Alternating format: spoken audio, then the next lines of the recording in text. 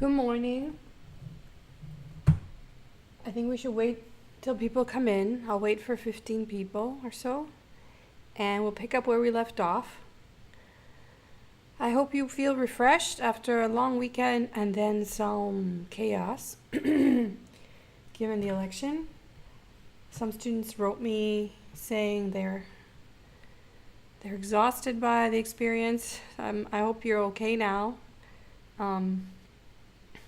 And we can get back to work.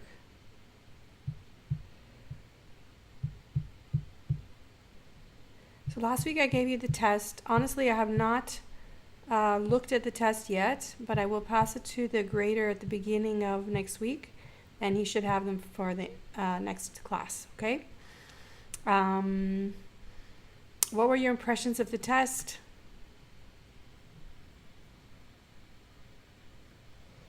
Did you think the test was fair? Do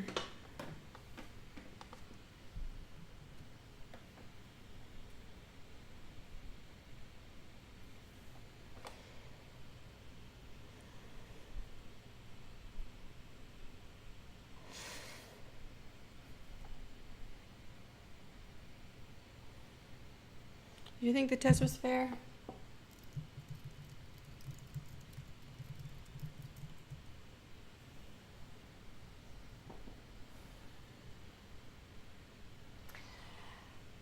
In addition to that, this week I'd had the TA work through the videos and create timestamps for you so that you can review the videos more easily.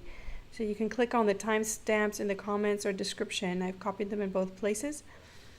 And you can watch the video in the parts that you have trouble or you just want to recall.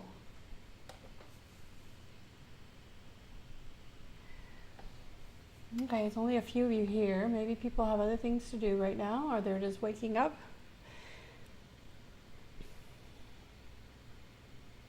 So we're going to start here. I'm going to finish with these notes. We're going to look at regression. That's the conclusion. We're going to end with simple regression. And then finance applications. Then I'll send you, either we'll have a break or maybe that'll bring us to the end of class. And I'll send you the notes for this next unit, which I refer to as risk and return.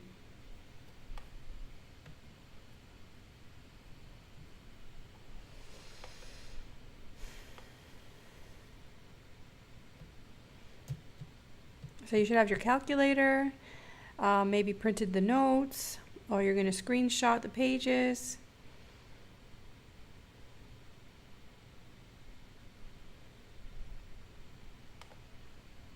Thank you, Tiana, for your comments.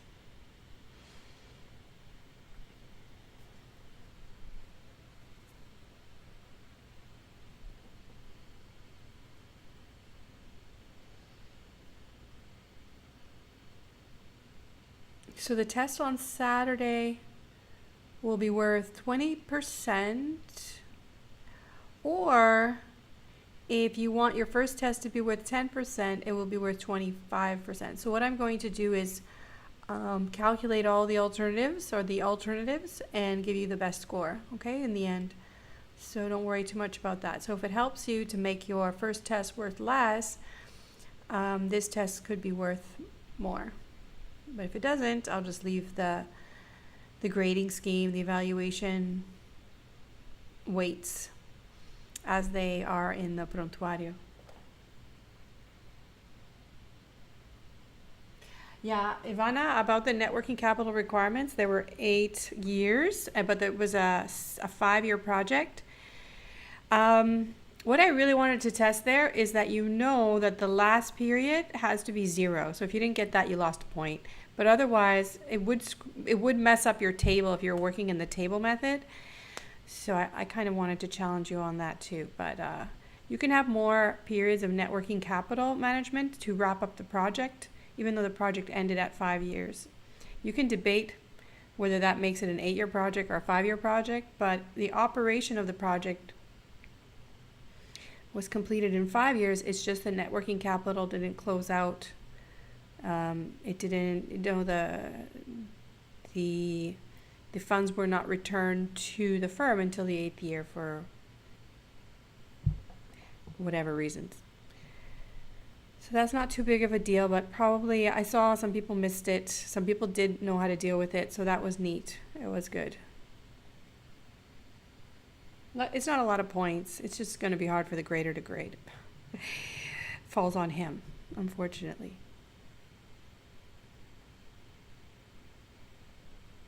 Some students asked about it, and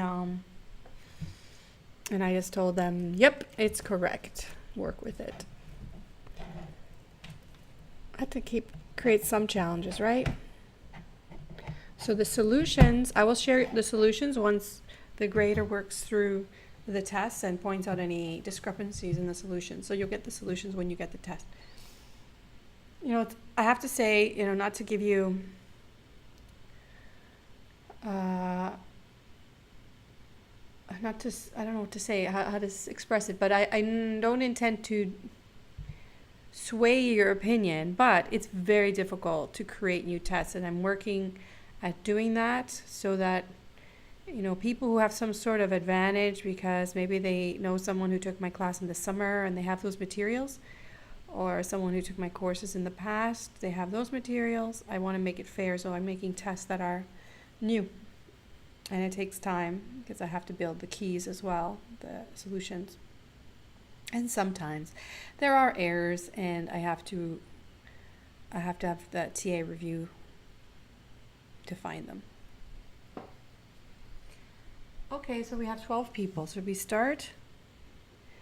We left off here talking about statistics, okay? And in this exercise, what I did was summarize. I found all the results on the calculator so that you know how to use your calculator. And now I'm going to go into the black box of the calculator and tell you how the calculator computed the standard deviation and what it means, or you know, how the calculation unfolds. So what I did explain was, this is your sample standard deviation formula, and where it comes from is this, the population standard deviation, which it attempts to estimate. Because we don't have the real mean, we use the substitute of the best guess at the true mean, which is the sample mean. And what we do is, so now we're interested in deviations away from the mean. So we see the expected value of the average in a symmetric distribution is what to expect, and then we want to figure out how spread out are the other observations around that. So how volatile is that result? How possible is it to actually get close to that true, well, how close is it to get to that sample mean with the values you've computed, okay? Where this one is intended to predict or estimate the true average. So we do that by calculating the standard what's called the deviations from the mean, right? So this is called deviations from the mean. Let me do this better. I'm going to make it big. It's a roller coaster. Hold on. It just makes it easier for me to type.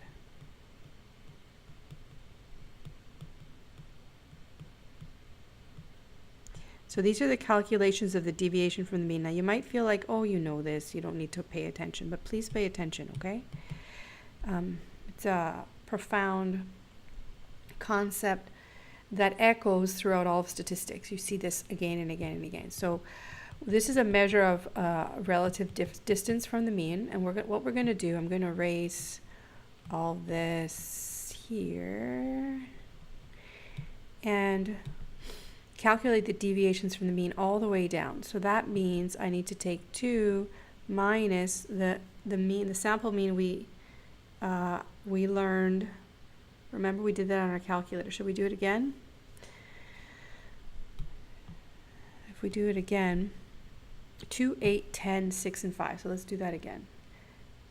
2, 8, 6, and 5. So we're here in stat mode. I need to second clear work. So whatever calculator you have, you should practice whatever steps it takes. If you have the Casio Sharp calculator or some other brand, there are instructions online on YouTube on how to make calculations. So what I want to do is in here, clear work there. So all the work is clear. So the worksheets on the calculator are clean. So now I can enter the observations. And see, I'm going to go back. So these observations I'm going to enter 2, 8, 10, 16, 5. Let's see if I remember. So 2, 8, 10, 16, 5. And I'm not putting anything in y because it's just single variable. I'm just working on one variable at a time. We're going to use the other one as well, like we did last class, in a bit. So now I'm going to ask for the results, second stat, and it tells me lin for linear regression. And scrolling through, the sample size was 5, and there's the mean, 8.2. Okay, so it's $8.20. So that is X bar $8.20. So $8.20. What we have to do now is calculate the deviations from the mean all the way down. So that is, let's use different color, 2 minus 8.2, and you can put the number there. Oh,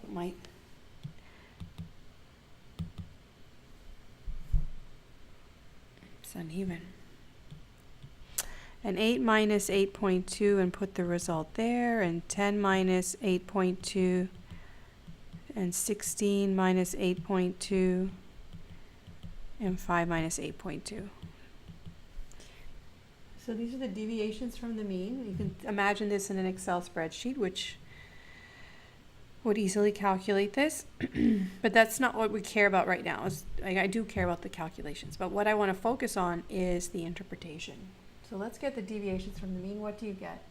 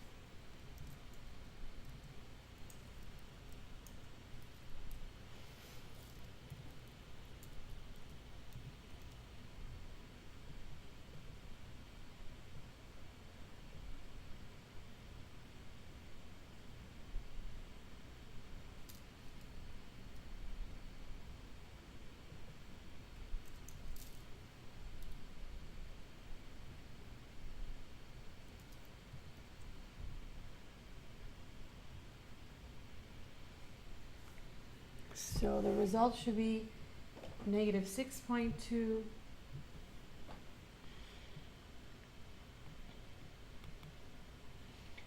negative 0.2,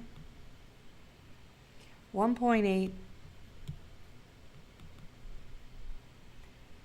7.8, and negative 3.2. So this is my new variable, or my new column, deviations from the mean. So taking these values, what should we do with this list?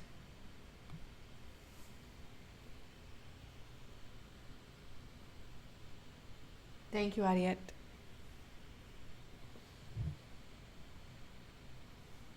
So what is the strategy? Forget about what's coming next. Logically, what should we do? Now we've calculated the deviation from the mean. Shouldn't we just, statistics is about averages and relative measures. So here we have a relative measure, the deviation from the expected value, the mean. Why don't we just average this, right? That would summarize these values. Well, these were assumed to be symmetric, and then subtracting the same number from all of them should be symmetric too. So this is symmetric. why don't we just take the mean? What would you get what would you get when you calculate the mean of this?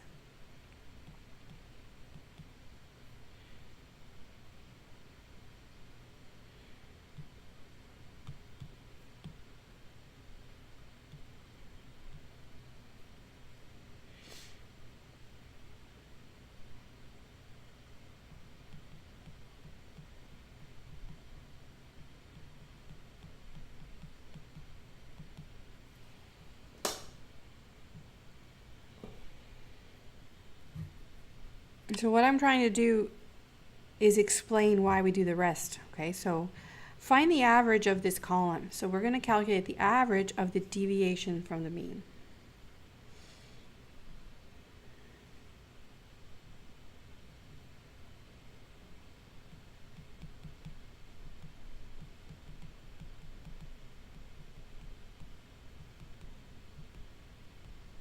The average of the deviations from the mean.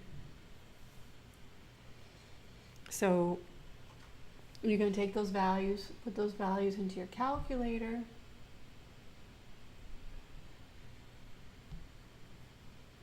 What do you get?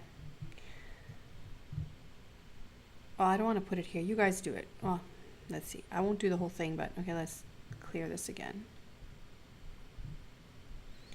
So if I put in those deviations from the mean, 6.2 negative,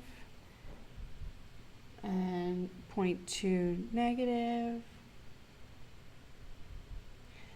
and 1.8, 7.8, and 3.2 negative. So you guys do that and tell me what you get.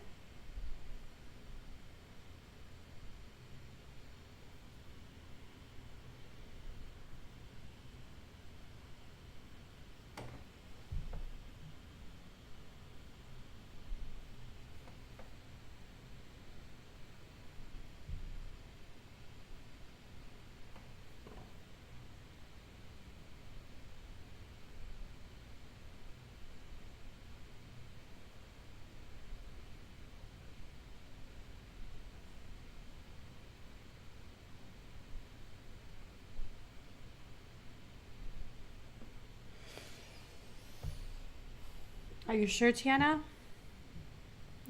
Check your values.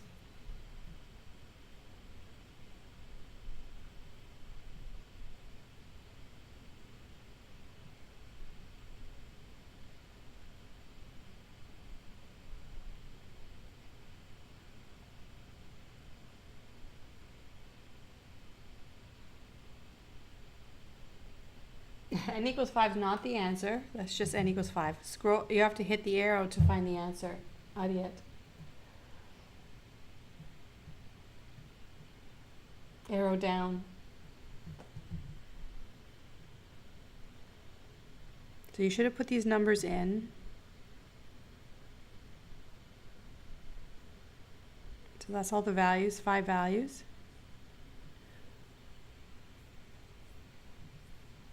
What do people get? Come on, do the work. I'm waiting.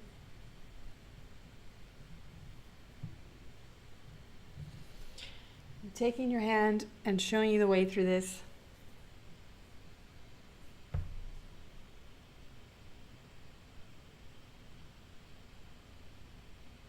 I want the mean.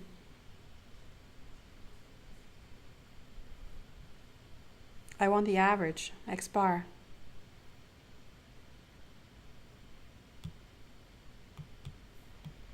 I want the average of this column here.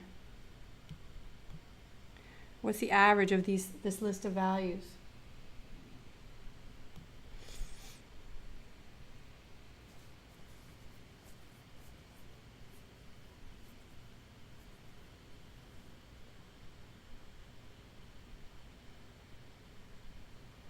I want to build your confidence. So you guys are a little bit, you lack confidence in the answer. You're looking at a bunch of numbers and you don't know which one to pick. You have all these results on your calculator. Which one do you pick? I want the average of the deviations from the mean, just the average of this column. So which one is it? No, Ariet, that's not it. And I thank you for your suggestions. The others are either uncomfortable writing a response or not sure of their response. So if you average this, let's say we don't average it. What should we expect the answer to be? What is the mean? What is the mean? The mean is the center of gravity. It's the balancing point where not half, but the weight here, which means the value and the number of values, so the weight, that creates this area. And here the value and the number of values creates this area. And it perfectly balances those areas. So what I'm doing is calculating if there's a value over here, there's a bunch of them, because this is a, remember where this comes from. This is like a stem and leaf plot underneath, or a histogram. So they're ranked here. This is how many of them are here. Not ranked, but counted here. Okay, they're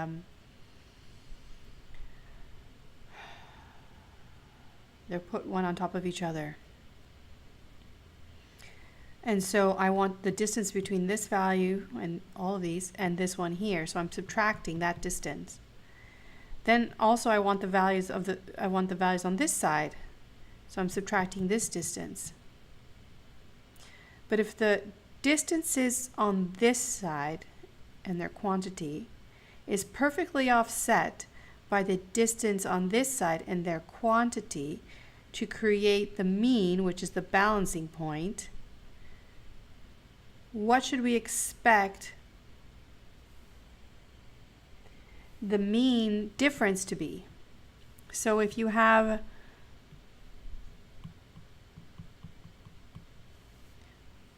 so we're calculating the deviations from the mean. So we're taking the value minus the mean. Will these values be positive or negative on this side? If I take this value and I minus the mean, will that be a positive or a negative?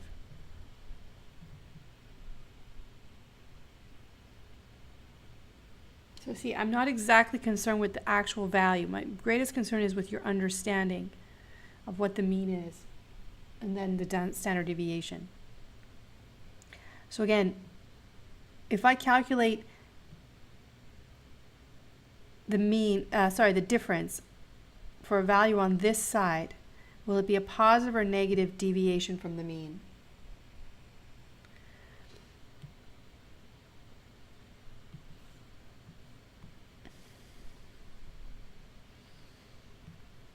So if this number is 6, these numbers are smaller, right?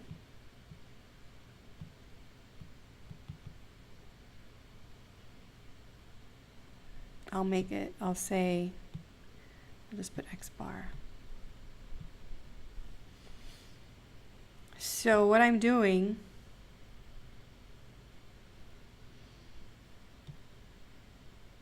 if you just have a sample, it's just the sample mean. If you think it's the population, you have mu, right? So if I take a number that's smaller than X bar and I subtract X bar, what would be the values on this side? Positive or negative? Okay, so they're negative. Negative on this side. And this side will be? On this side, I'm taking a number bigger, subtract the sample mean, and what do I get? A positive or a negative?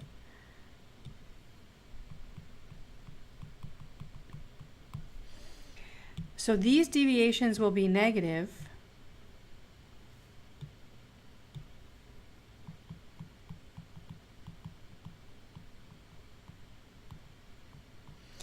And these deviations will be positive.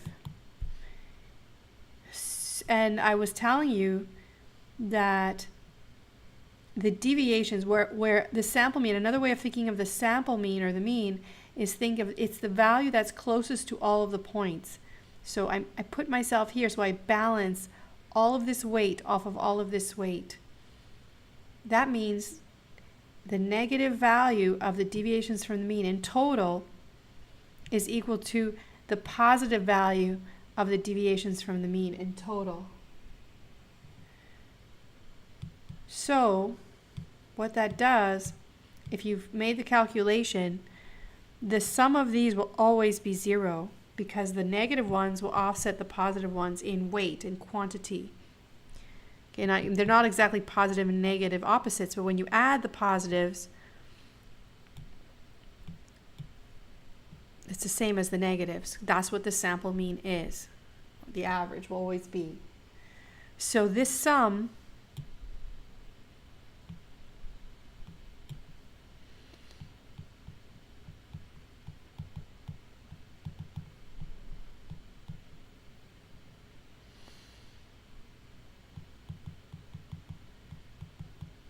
will always be 0, so average will always be 0.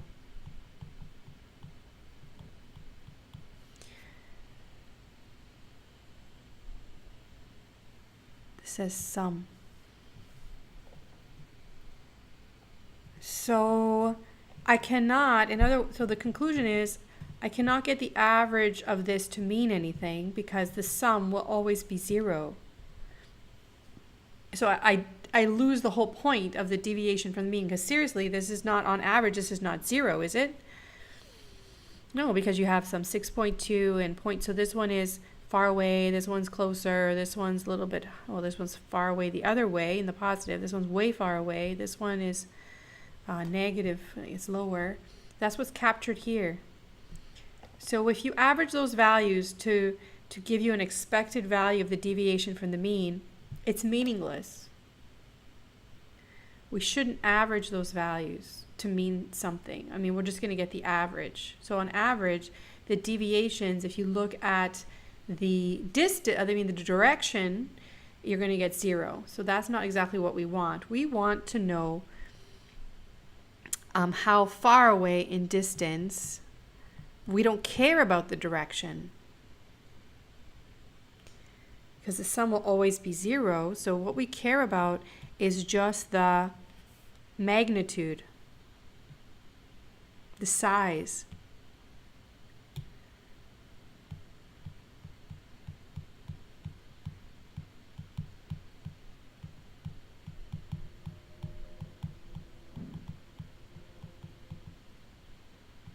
Okay, we care about the size, not the direction. So how can we deal with that? Basically, we want to get rid of the negative signs. So how can we get rid of the negative signs?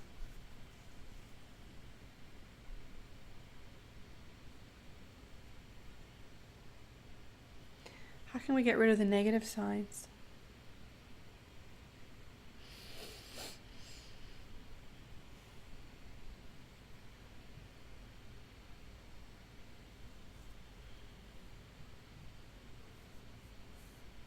So we care about how far away we are. We don't care if we're above or below.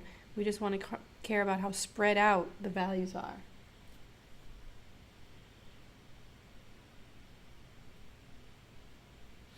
All right, so Tiana, perfect. So one approach could be that we just forget about it, just drop them off, just drop off the negatives. And there are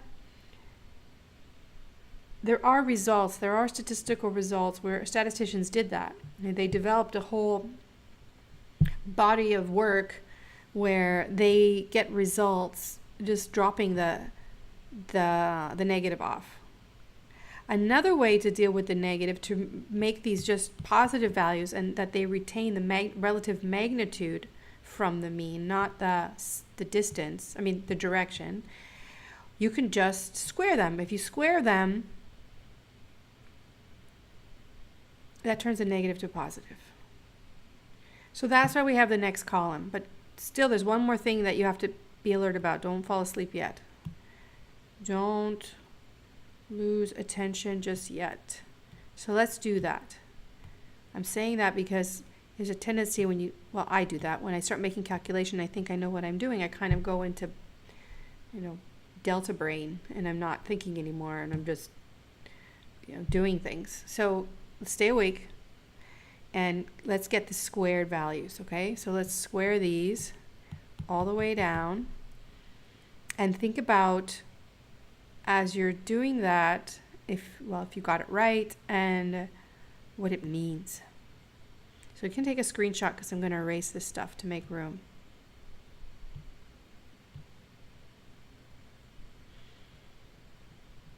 I'll just make a quick note here.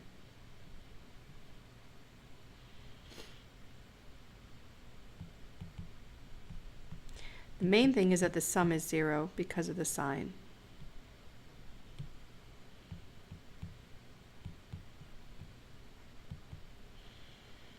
So we're going to square to get rid of the sign. And when we do that,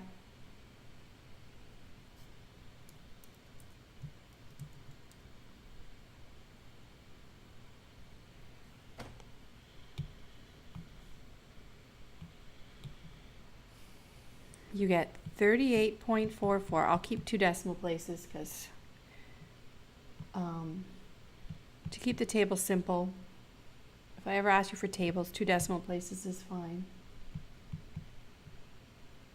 And some of you are saying, what does this have to do with finance? It does, trust me. If you get this, it's going to be a piece of cake, this next unit. It's all statistics, so you need to learn this. You have to be exceptional at this stuff and understanding it, not just making the calculations. All right, there we go. So here are the square values. I'll give you a moment to calculate them or copy mine or take a screenshot. And I'm going to ask you a very important question.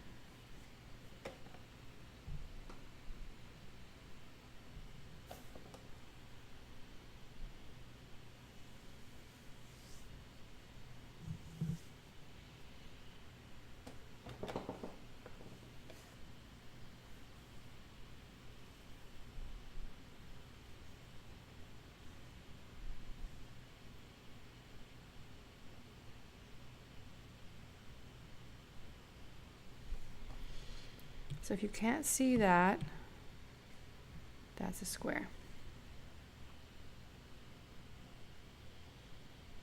Let me know when you're ready.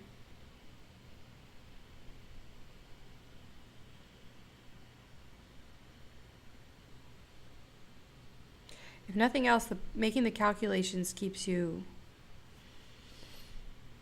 involved. But I really want you to reflect at the same time on why we're doing what we're doing. Okay, you ready? Okay, now I have my question. What were the units in this problem? We started with dollars, right? These were dollar amounts. So let's keep in mind.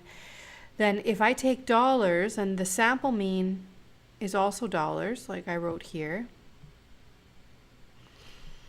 And the deviation from the mean is dollar minus dollars, so these results are all dollars. And here's the question. What are the units here on this column?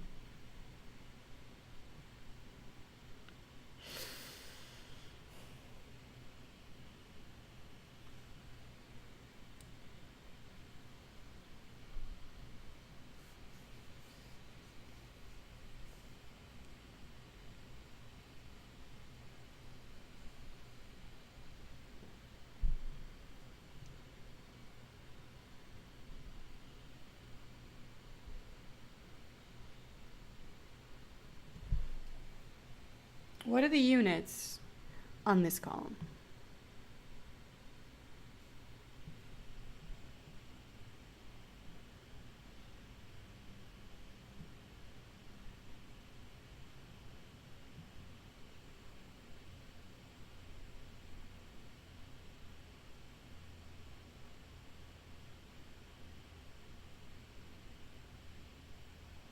Well, it's not a trick question. It's just that most people are not aware of what the implications of squaring this are.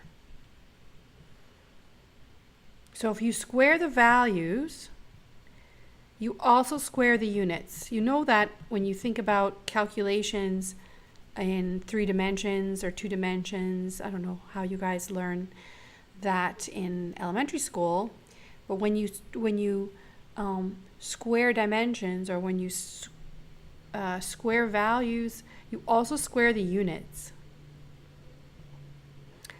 So really what the units here are dollars squared, which doesn't make any sense, no practical sense to it. It's just a, it's like a filler. It's a step we take that we have to undo later because we need to return our values from dollars squared back to dollars. Now, how do we undo this? It's like a place mark. We call it like a place mark in English. Like it's like we're holding these, but then we have to fix this. So how do we fix this?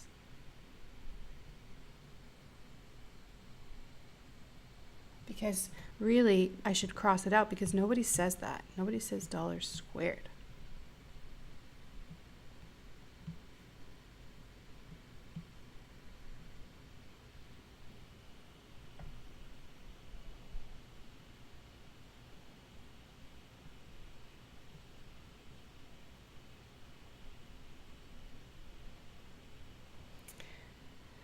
That's right. What we have to do later is undo it by doing the opposite operation. This is square, so then we have to do the opposite, which is the square root. Very good. That will be the opposite. We're not going to do it yet. We're going to do it at some point in a bit. And that explains what's going on here. That's where this comes from. So that's to return our units back to dollars, right? So we have a new column of values. These are squared, so I can put a name on it, a title. These are squared deviations from the mean.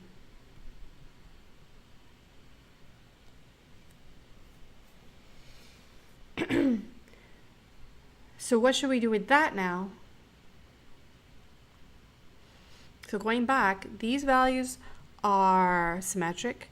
I said these values must be symmetric because all we did was take the same value away from them.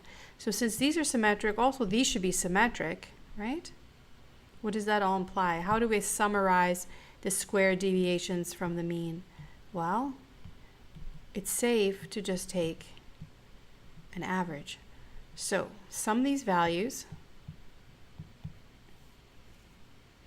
Again, you can go back to your calculator to sum them or use Excel. I actually have Excel on my side.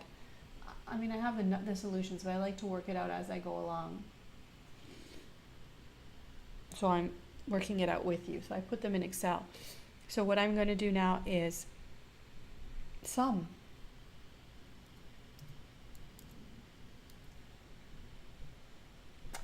Now you could put those in your calculator, but remember your calculator only gives you the mean.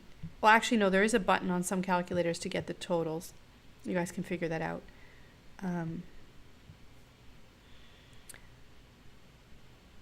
But that's not a priority. I'm not going to ask you to make this table again. I'm just trying to explain this formula so you never forget it, because it is the foundation of of statistics. It's the foundation for quantitative values that are symmetric. So sum them, yep, so then we get the sum, and we get 112. Now I'm doing this step by step because all I've done so far is this. This is what I've done so far.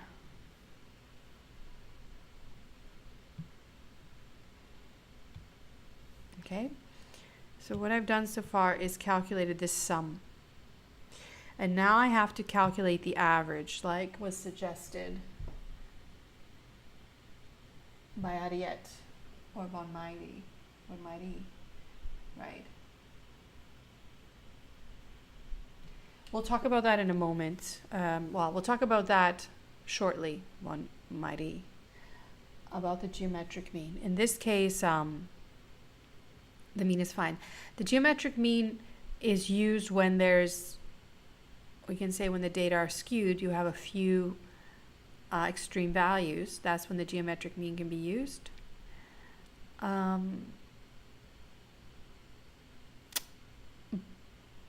So in other words, it's when you have a choice between a different measure for center and mean. The geometric mean can be used. But we'll talk about that later. So let's continue with this discussion. We have this now, and now what I want to do is get the average, but it's not the exact average. I wrote it in quotes here because it's kind of an average, but there's an adjustment here like I explained. Because we don't have this one, statisticians figured out that you lose a degree of randomness in your values because you tie them together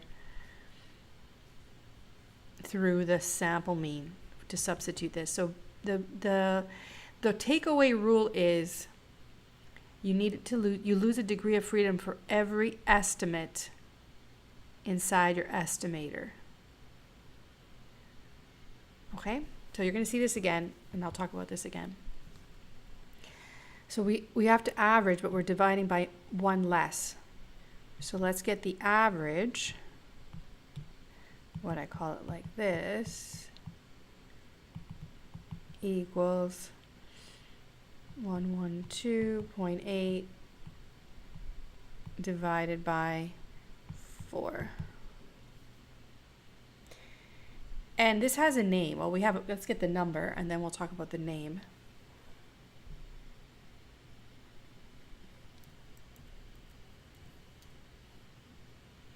And you get 28.2.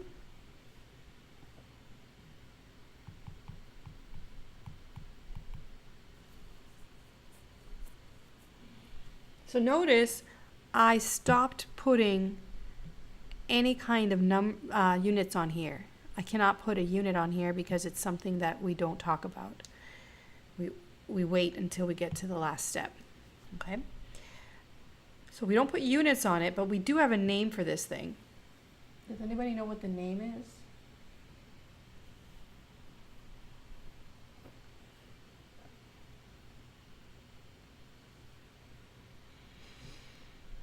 The name for the average squared deviation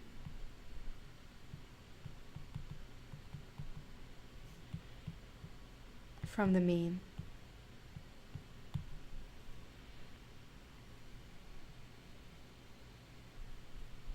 I could put my little quotes just to remind you that it's one less. Anybody know the name for that?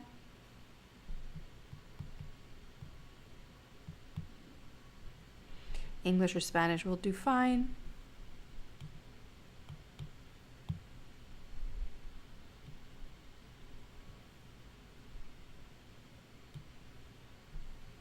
Anybody? You guys can Google it. Average squared deviation from the mean is called the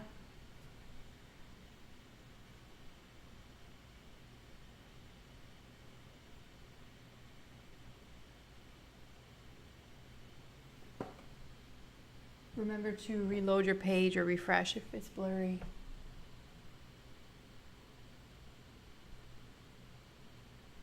Anyone? Should I give you letters? You want to play hangman? You know hangman?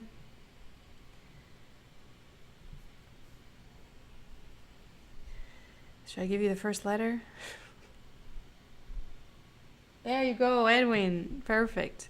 It's called the variance. Okay, so that is the name for the average square deviation from the mean. So basically inside here, this is called the variance.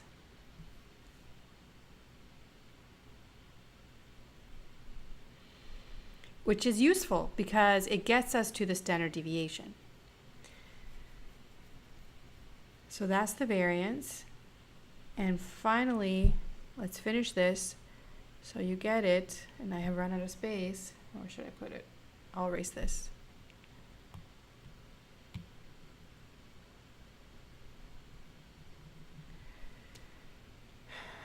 So S is equal to the square root of the variance. Can you guys tell me a symbol for the variance? Or you know what, to be specific, the sample variance. Let's be a little more specific right now. So I'll call it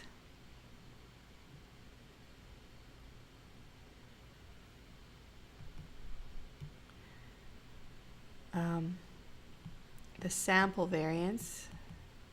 What would be a symbol for the sample variance?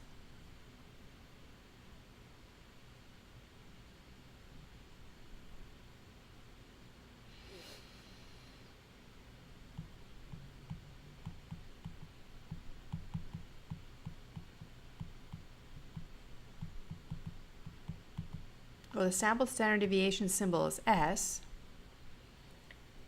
So the sample variance symbol is S squared. So S is equal to the square root of the variance, which is equal to the square root of 28.2. And our final result, now I can put the dollar sign, is 531. So remember those symbols? Let's go back to the calculator for people who didn't see the video for last week on Friday, or want to be reminded. Close, Tiana. So yes, S squared is the sample variance. S is the sample standard deviation. And our final answer is $5.31.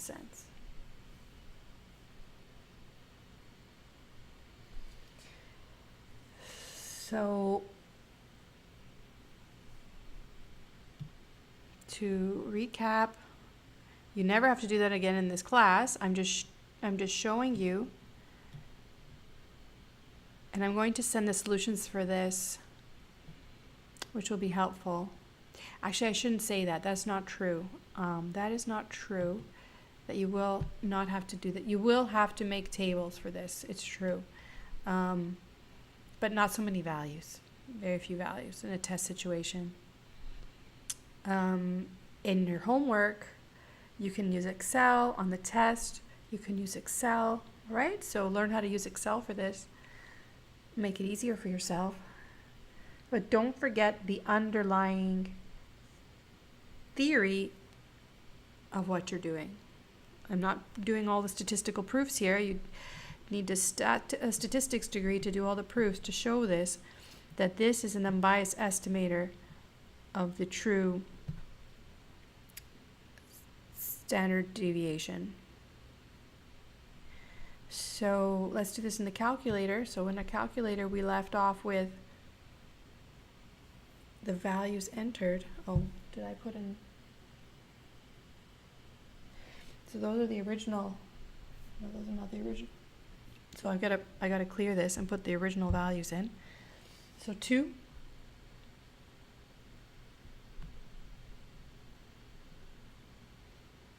What just happened? Second, clear work. So 2, enter down, down. 8, enter down, down. 10, enter down, down. 16, enter down, down. And 5. And second, these are the results for linear regression. N is 5, X bar is 8.2, and S is 5.3. That's what we just got, 5.31.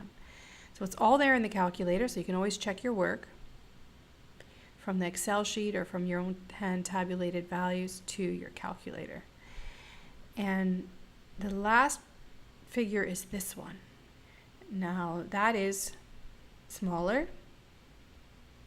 By dividing by 1 less, our result is bigger, which is a nicer way of capturing, as I explained last class, the spread.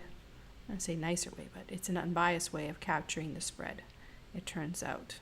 Unbiased being in repeat samples, doing it this way is a better estimate of the true value. So, any questions?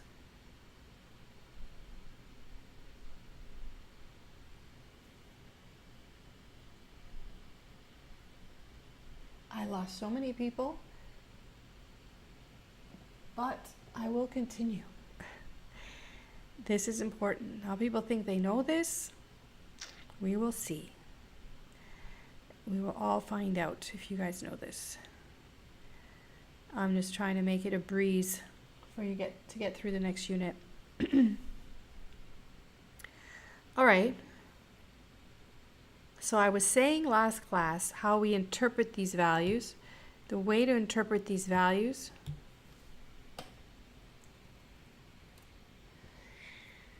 is to take your sample mean and your standard deviation, and using the fact that we assumed symmetry, we can conclude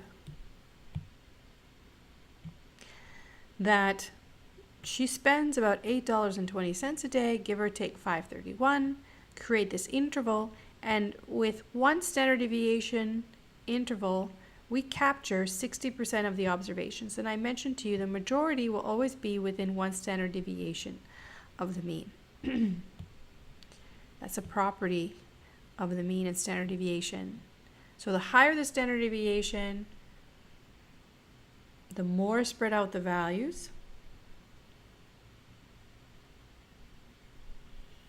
But creating an interval will capture majority of values. So the interval is created using x plus or minus s.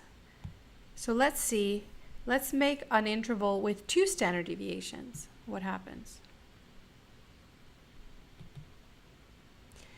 What do you get within 2 standard deviations?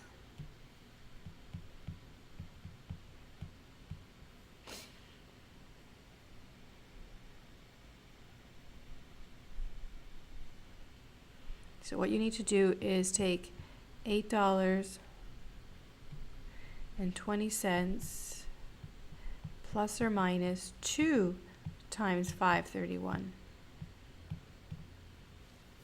What do you get?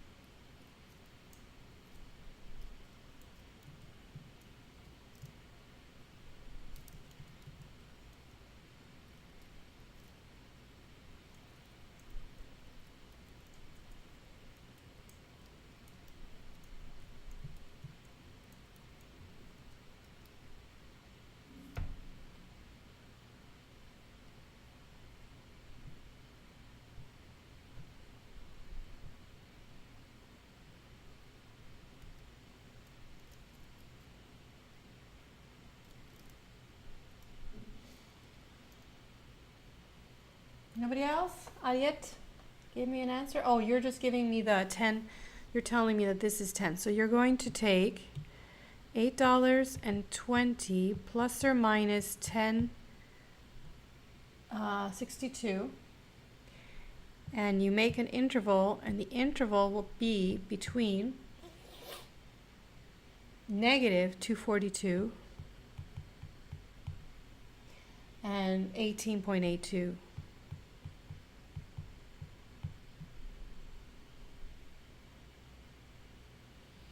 Now, going back to your values, the original values, how many of the observations fall in that interval of 2 standard deviations from the mean?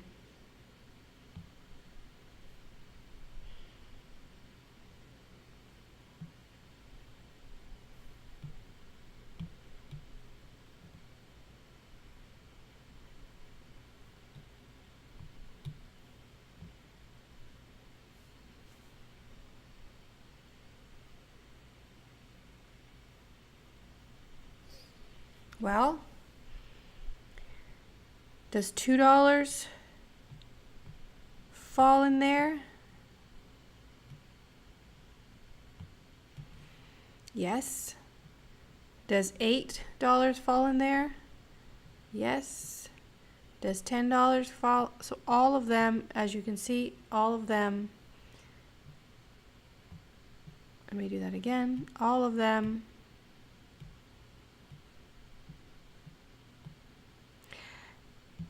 my goodness. All of them fall in the interval. So that means 5 out of 5 or 100% within 2 standard deviations from the mean.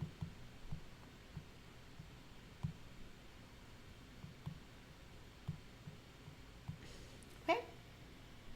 All of them. Yes, Ariette, that's why I did it to show you here, because I know it can be confusing. We have lots of columns, right? The original values. So it captures, so what did we do? We tried to figure out a measure of spread for symmetrically distributed data. And the best measure is a measure of deviation from the mean.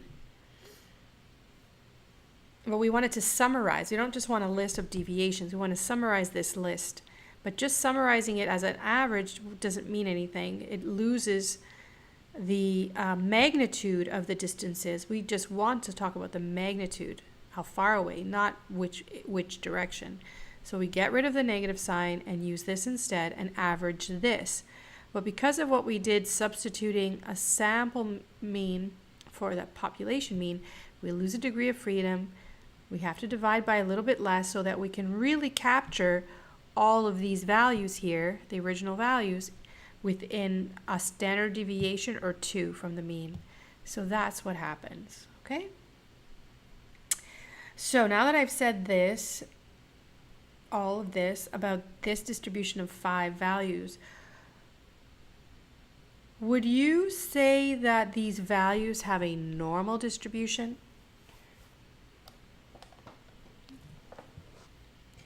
So we're going to get into talking about normal distributions now, a specific type of distribution of observations. So the question originally, okay, the question is, does this distribution follow a normal distribution?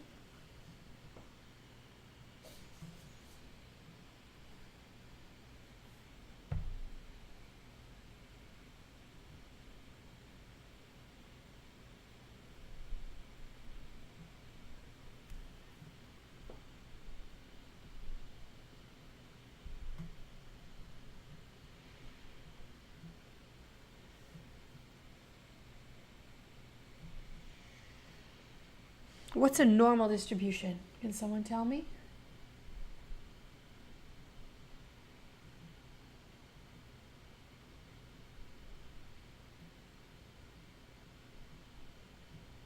Can someone of the 9 people watching, or probably 8, because I think I'm counting in the total. Can you tell me?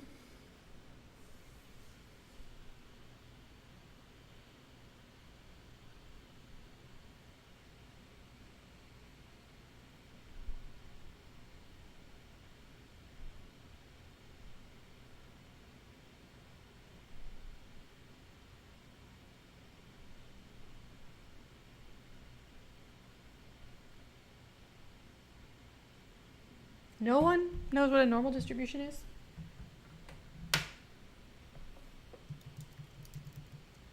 What characterizes a normal distribution?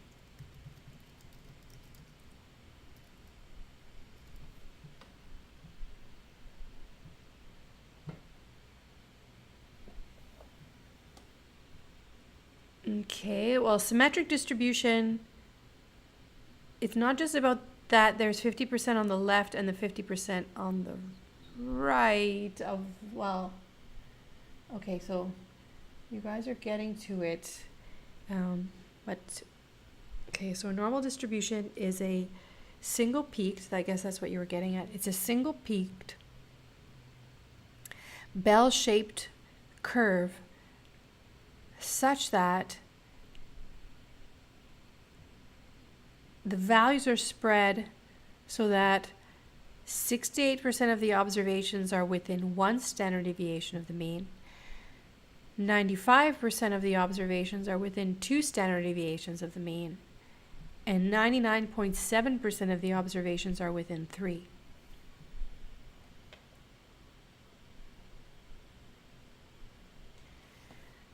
No, that's what you need to tell me. That's what you need to know about the normal distribution. We don't need a graph, right?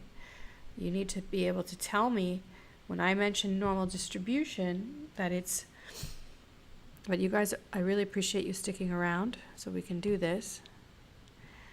So, normal distribution, and that's what I'm getting into next. Remember, this is a review. So the normal distribution is such that 68, 95, 99.7% rule applies. And what is that? Well, let's see. Does the rule apply here? And then I'll get into it. Well, 60% of the observations are within 1 standard deviation for R values. And 100% are within 2 standard deviations. So this is not normally distributed. There's no basis to say, even in approximation, that this is normally distributed. Okay, it's much tighter. The normal distribution is more spread out. And it even allows for some values outside of 3 standard deviations from the mean. So let's talk about the normal distribution, because it seems that you need that review. Oops.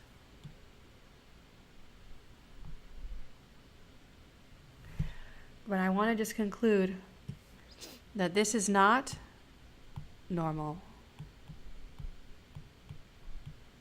So one way to understand things is to contrast it with things you know. Let me write it in the space.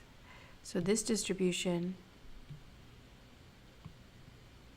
is not normal. Doesn't mean it's abnormal. It just means that in terms of statistics, it's not normally distributed. Okay, so so let's see how many people remember the normal distribution. I'm going to get into it now, but how many of you remember this property?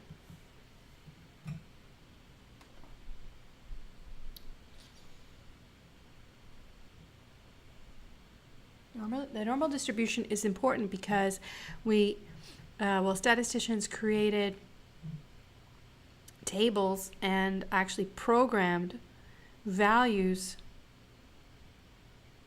about the distribution so you can make predictions. They program them into programs like Excel and other statistical software. So it's popularly used, and if you can assume your distribution is normal, you can use it to make predictions. So you can say most of the values, it's like most of the values are within 1 standard deviation of the mean, so 68% in this case. And that you capture almost all the values within 3, but it leaves room for, well, what are values called when they're more than 3 standard deviations away from the mean?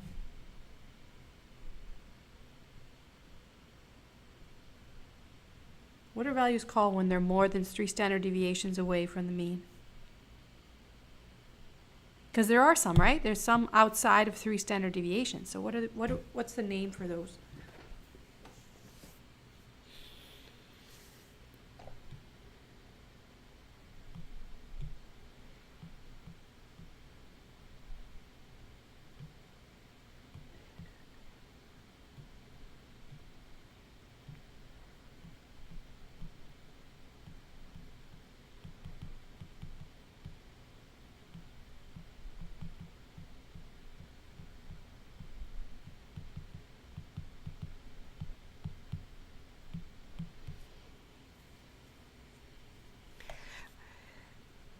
what's the name of the values that are outside of 3 standard deviations from the mean, in Spanish or in English?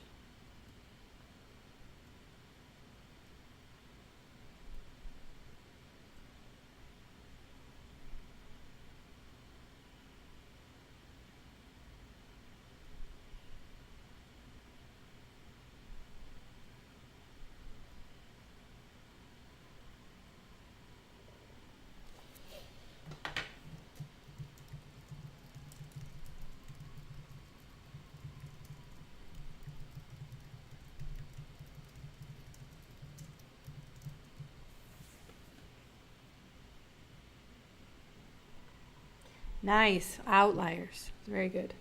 So they're called outliers. And so what happens is the normal distribution allows for outliers. Did we have outliers in our distribution for the spending data?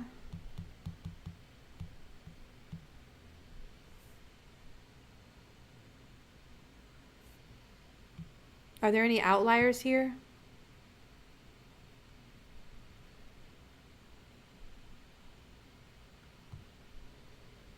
No, there's no outliers.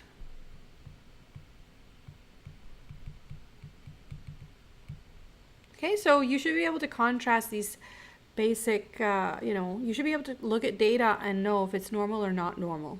Okay? All right. Okay, let's move on.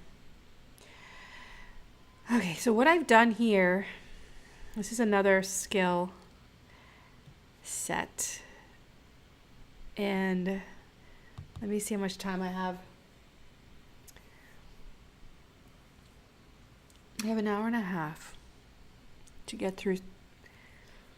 Well, I guess we should do this because it's going to come up again. All right. This is really important, just as important as everything we've done so far. So I've just pulled out the most important critical things you need from statistics to manage this class, all right? What's the difference if I give you data that looks like this and I ask you to calculate the mean and standard deviation? What's the difference from what we just did? So these are the same numbers and it's the same concept that I want to estimate what to expect in terms of how much money this student has at any point in time during the week to spend on snacks. Yeah.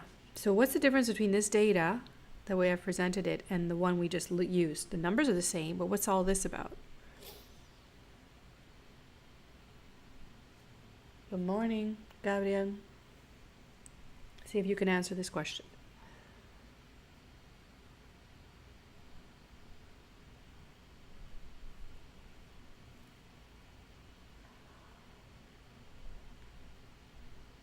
Okay, good point. I did use parameters, that's true. Okay, yeah, that's important to say. Yeah. And what's all this? What's this happening here? If you look up here, I've even used some different terminology to refer to this data. I've called it ex-ante data. The difference between that data and this one on the previous page, which I called historical data, is that every single value of historical data is treated as adding the same amount of value. Okay, each value, each value adds the same amount of information, the same gravity of information, the same, this one, the number 2 is no more important than number 8, which is no more important than the other ones. They're equally important values. They're equally significant values. So what I do is just use averages in estimating what to expect. I use this average, and then I use this average for the average of the deviations from the mean, and then I go average squared deviations from the mean to be precise. So every single value is equally significant. But here, I have extra information that tells me that the most important values, the most significant values are the 8 and the 16. So this information was not just a simple sample taken from Monday, Tuesday, Wednesday, Thursday, and Friday pocket money. This information here is ex ante data. It was taken over several weeks, and by using that information over several weeks, we were able to estimate this. This is called a discrete distribution.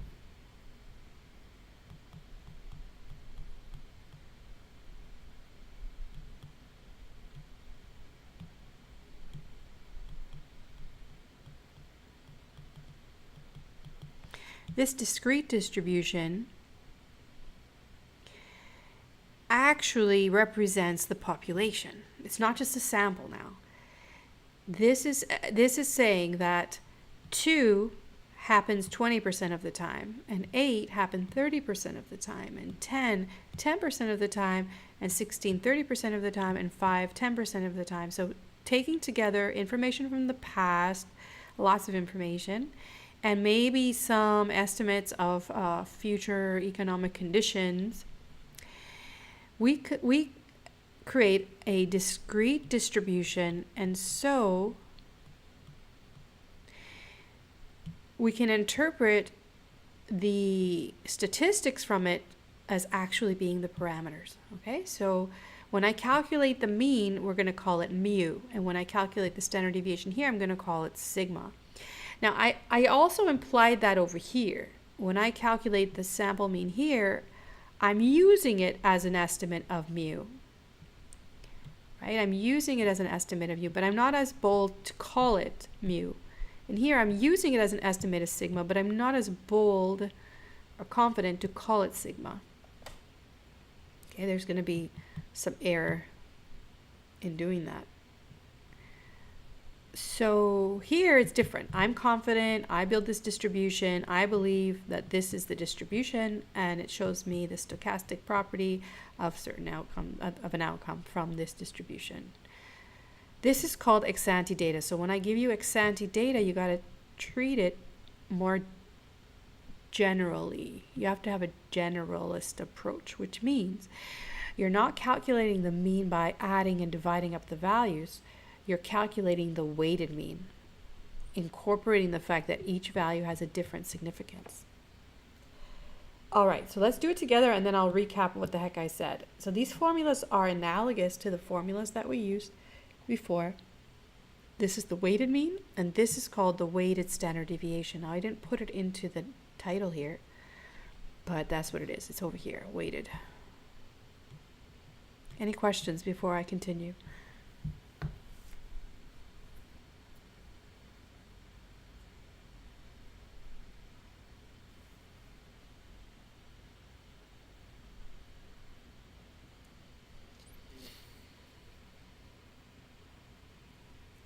So since what I calculate here for the mean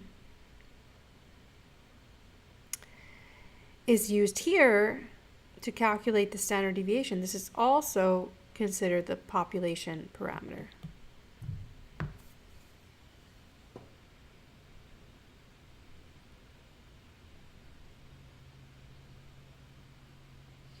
No questions?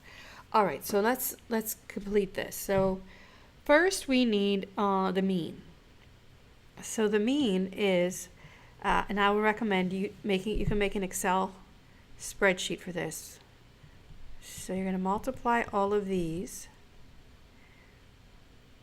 I'm going to squeeze in a column, which is not easy for you to do, but that's what I'm going to do.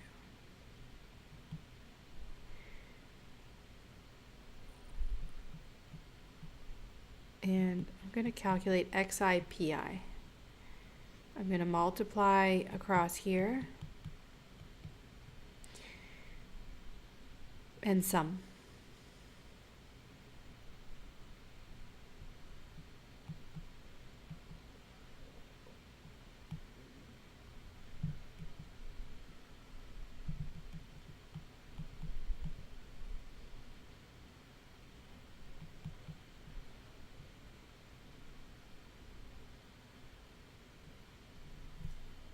Okay.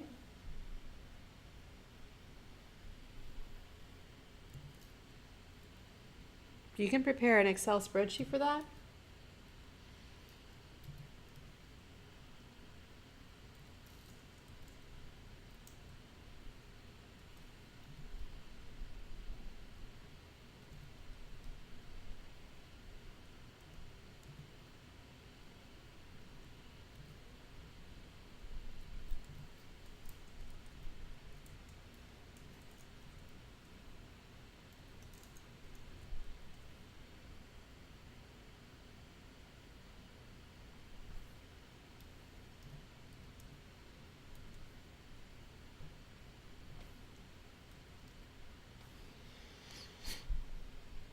And that would be the best way. So you should practice doing that. Make a spreadsheet.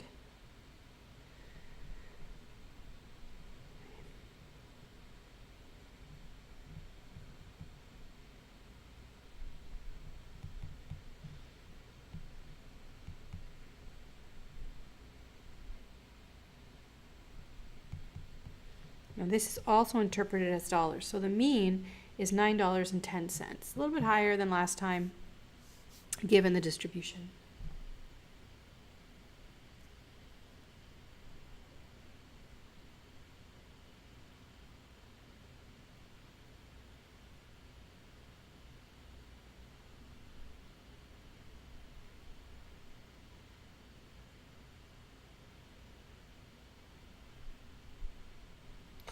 So you get all those and then you sum. And call it the symbol population mean.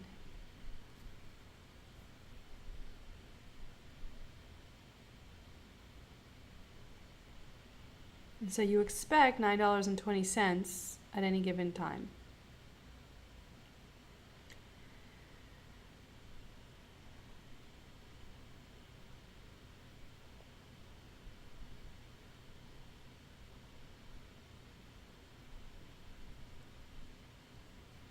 Got it?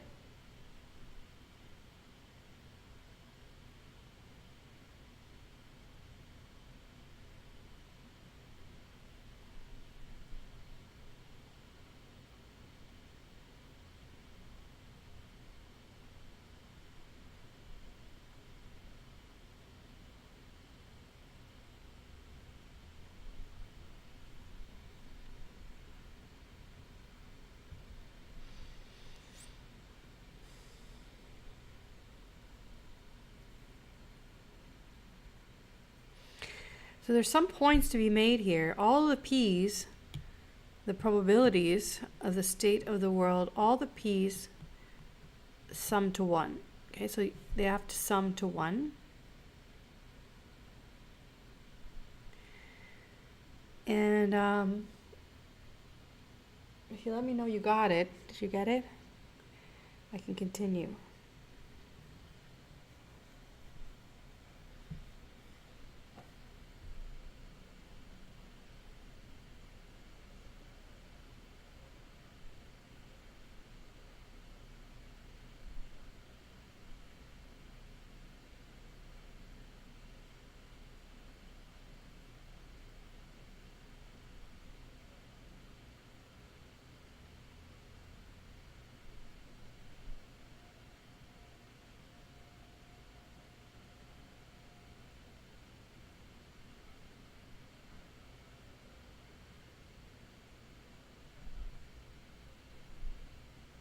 Okay. All right, so let me talk a bit while other people are calculating.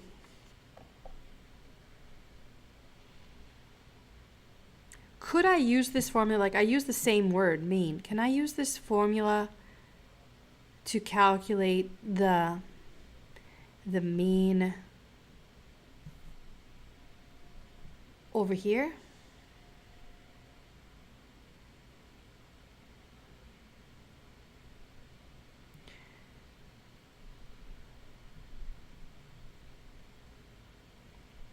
Well, there's no column for P in this one. There's no column, but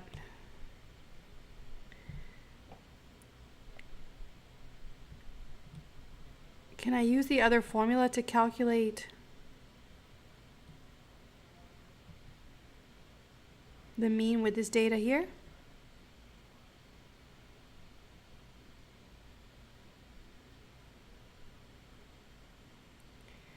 What you're assuming here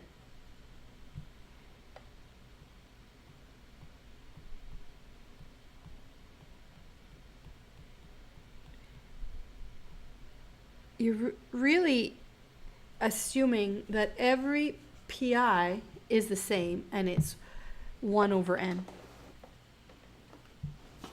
So this formula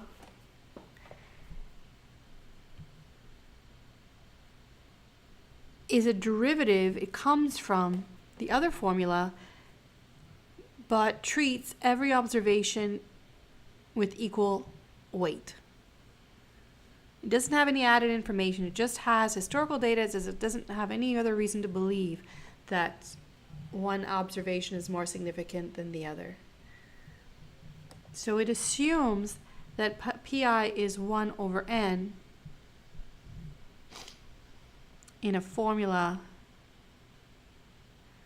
in the weighted mean formula. And I don't use a symbol for the distribution because I don't feel so strongly that this represents the distribution of the population. It's just a sample, so I can stick with this. All right, so let's see how you're doing over here. So what you're going to do next is you're going to make a column of deviations from the mean.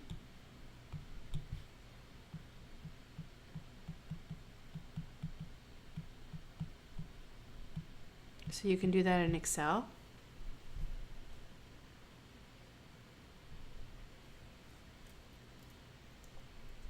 Take the original value minus 9.2 all the way down.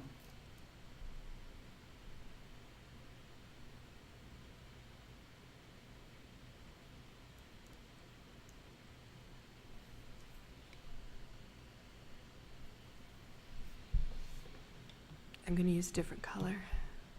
So if you do that, you get negative 7.2, negative 1.2, 0.8, 6.8, and negative 4.2.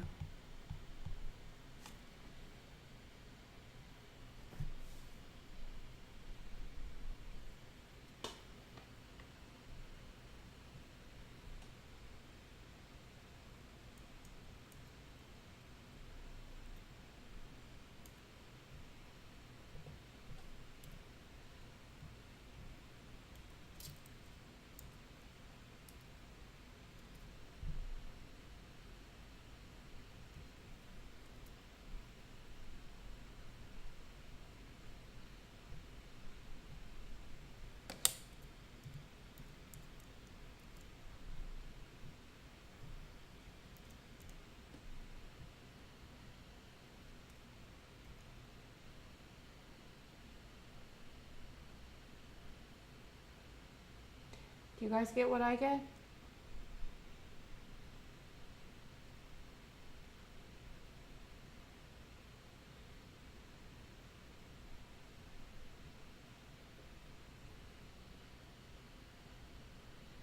Did I do it wrong? What did I do? I did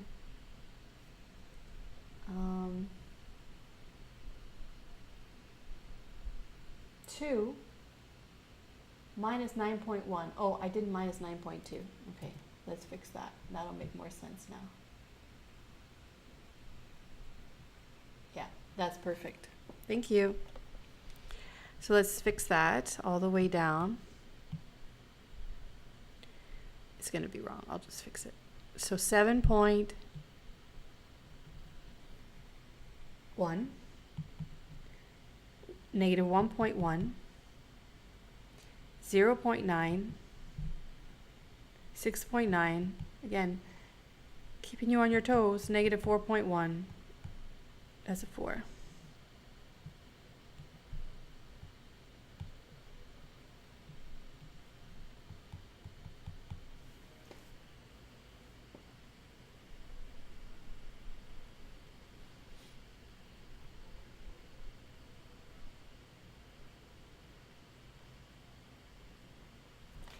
And those are the deviations from the mean. Now, if you took those and you calculated a weighted mean of this with the weights, just like we did here with the overall weighted mean, if you took this, I'll make a note. Let's make a note so you have it and you can check it later.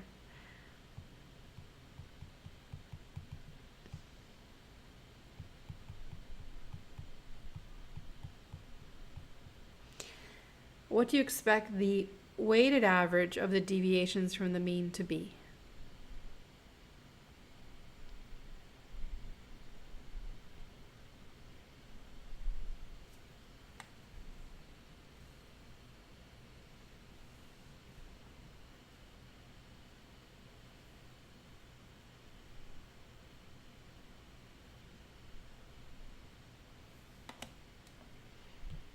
And it's the reason why we square here. The weighted average, even though we can't visualize it as nicely as we'd like, because we have these weights on each value, the weighted average of the mean, because these values are, well, because of what the mean means, okay, the mean is the center of gravity, it will perfectly offset the weight of the values on either side from the mean, so the weighted average will have to be 0 of the deviations from the mean.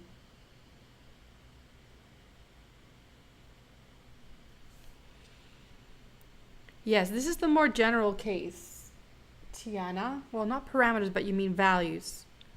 Observations. Well, this is the more general case. I write it as, if you believe that observations, if you believe that observations have equal significance, like what I've done here is a discrete distribution, you see? It's not continuous. So still there's some, I've assumed these are the only possibilities. So given that, I have to provide this extra information about the possibilities. So I don't know if I'm answering your question, but inherently weighted, not parameters, but the values. I'm weighting the values here, the possible values. So I understand the nature of your question, because I'm saying this is a generalization of the formula, where the other one is more specific, saying all the observations are equally likely, because it was a sample result. But this assumes other information to create this distribution. I hope that answers your question. Okay, so because of this problem, the weighted deviation from the mean would be 0. We need to get rid of the sign, so we're going to square all the values. So let's square all the way down. And as I mentioned, you're going to have to do this sort of thing. So let's practice now with easy numbers.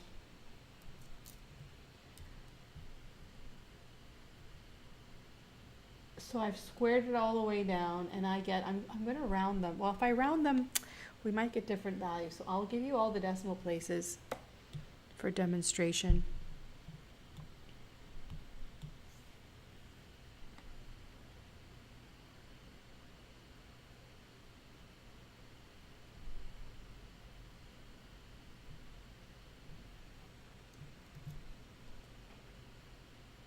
Oh no, I get 2 decimal places. That's fine. Perfect.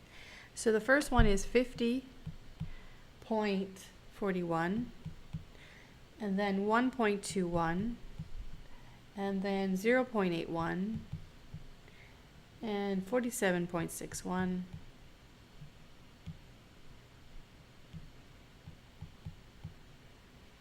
and 16.81. And these are all positive. Even though these were dollars and these were dollars and these were dollars, we don't put the units on this column.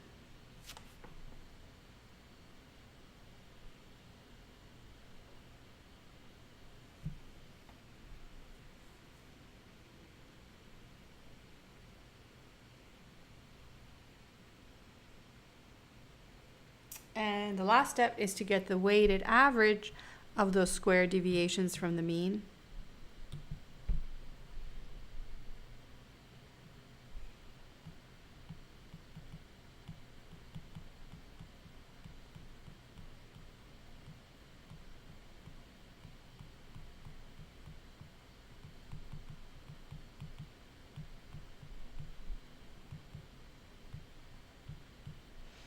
The weighted average of the squared deviations from the mean is known as the variance. And since it's a weighted average, we don't have to do any division, right? We're treating every single observation equally likely.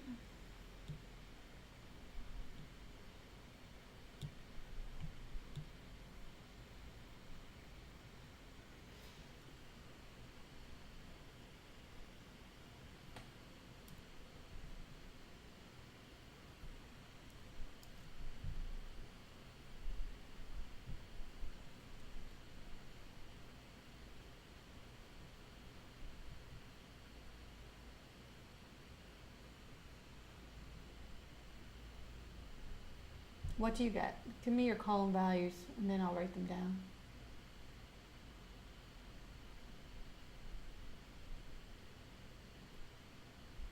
Give me the first one at least.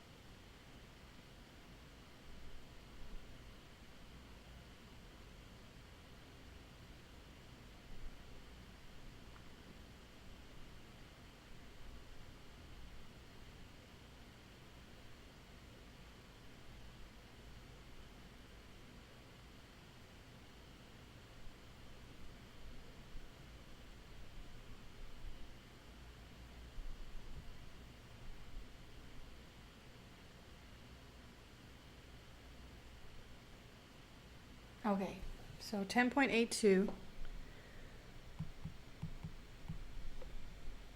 Oh, sorry, 10.082.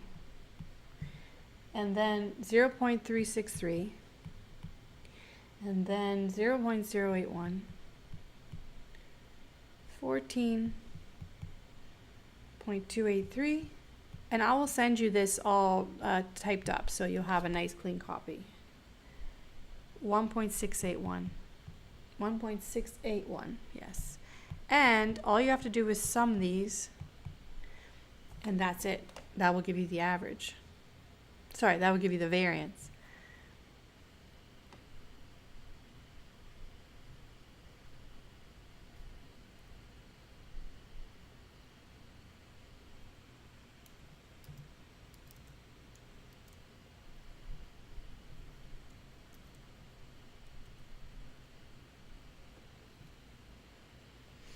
So it's 26.49. Are we finished? Are we done?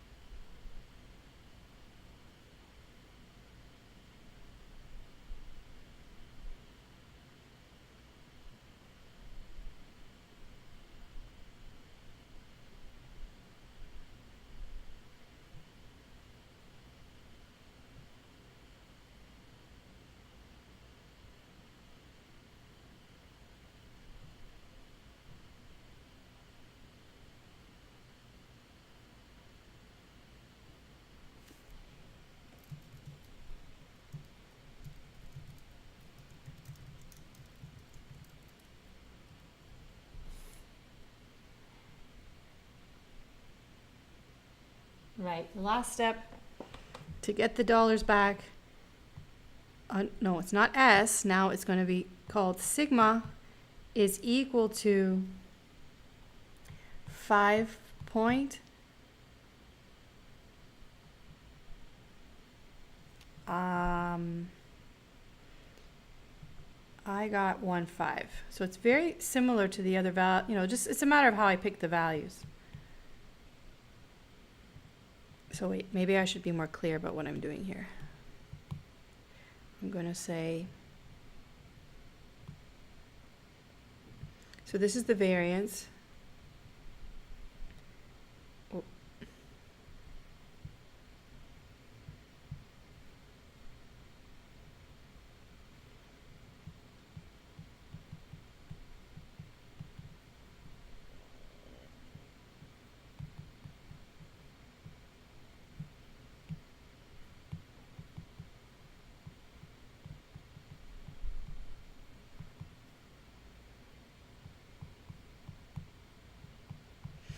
Okay, and I can put the dollar signs on now, and I can ask you, what's the symbol for variance? What's the symbol for variance? If this is the standard deviation,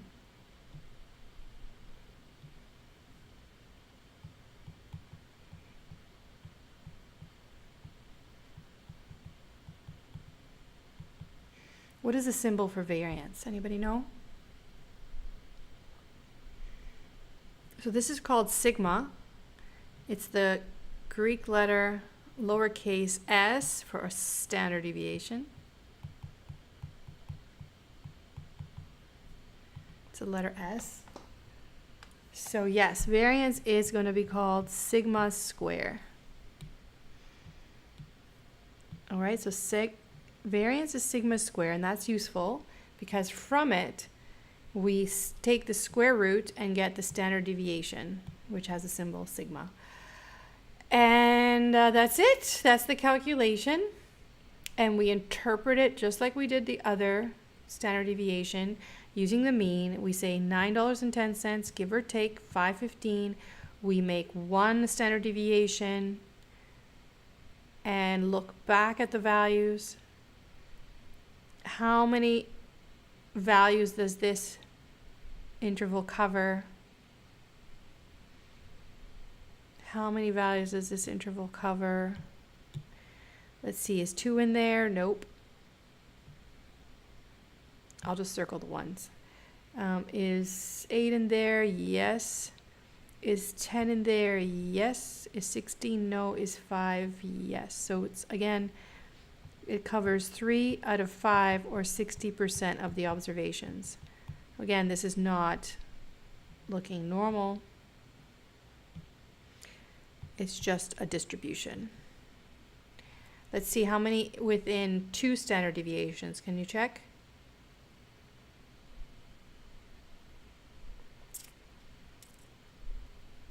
Oh, notice I just rounded here. My husband hates when I round. But anyway, that's rounded. How about 2 standard deviations from the mean?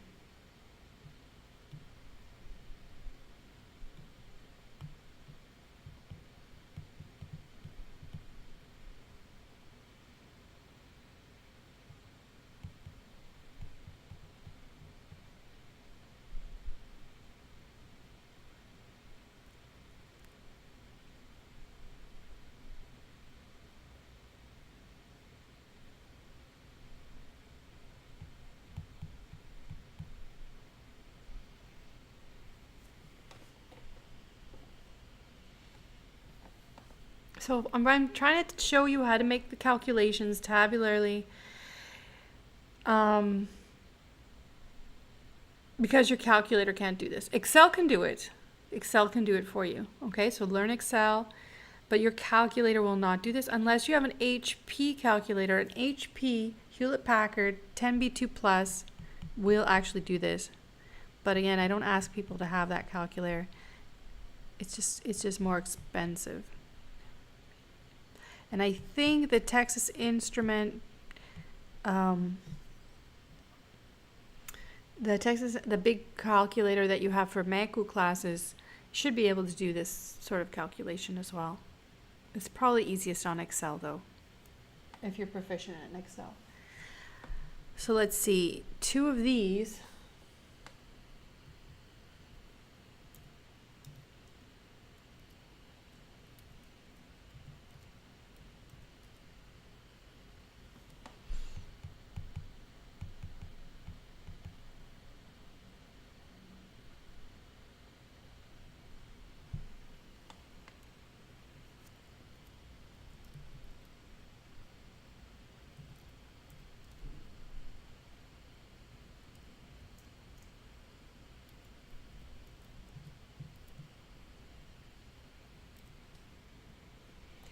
It will take you between -1, and remember these are dollar signs, so I'll put the dollars in.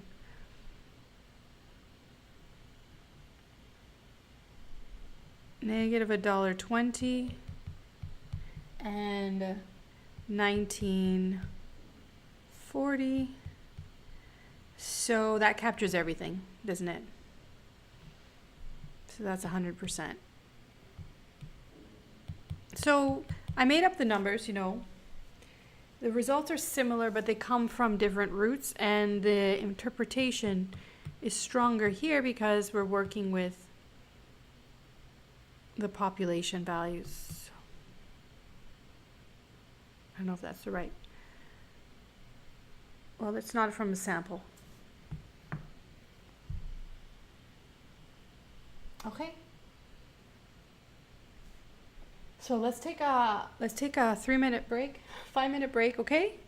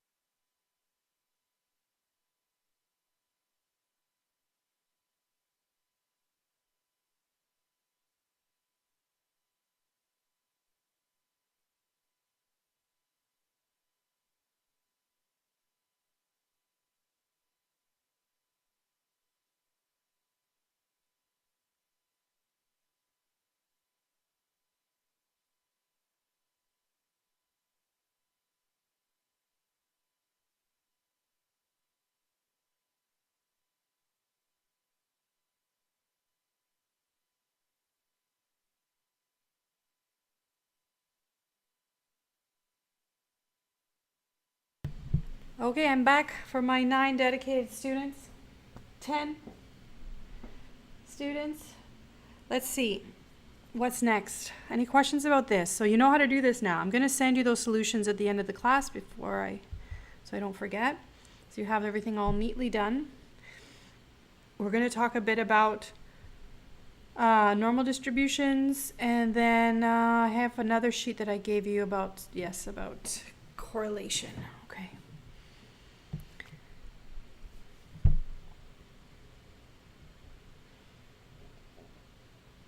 So in fact, I keep on mentioning the normal distribution and whether it looked like those distributions we just looked at, that data that we just looked at, could have come from a normal distribution. What is a normal distribution? First of all, a normal distribution is a continuous distribution. It's not discrete. It means that you can have fractional values between negative infinity and infinity. Okay? Underlying the normal distribution is a histogram. You can think of it as a grouped values of a stem and leaf plot, where you have intervals, and when you smooth out the curve,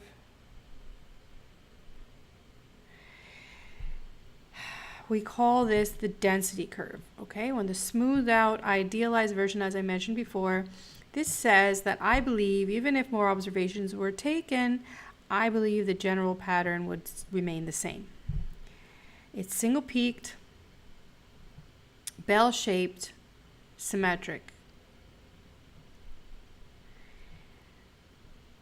So all I've talked about so far is the density curve being symmetric, but there's particular properties for a density curve to be normal. First, I want to just go through how you talk about a density curve.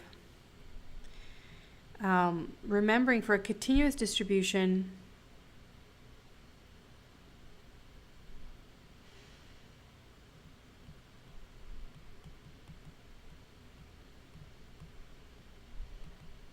of continuous values, the values can be any fraction.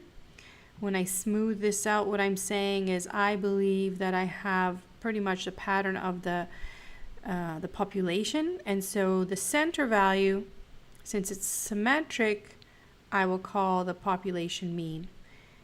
The variable will be given the name big X.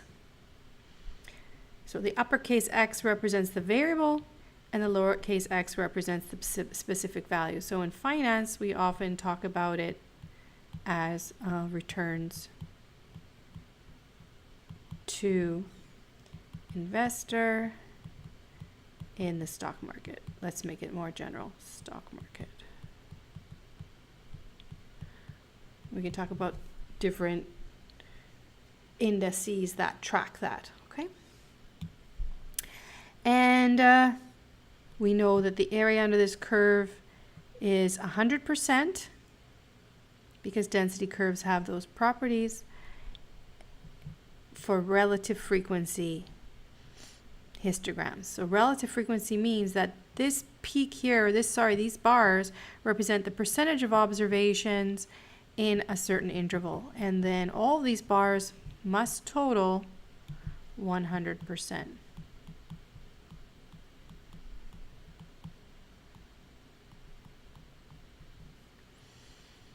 We interpret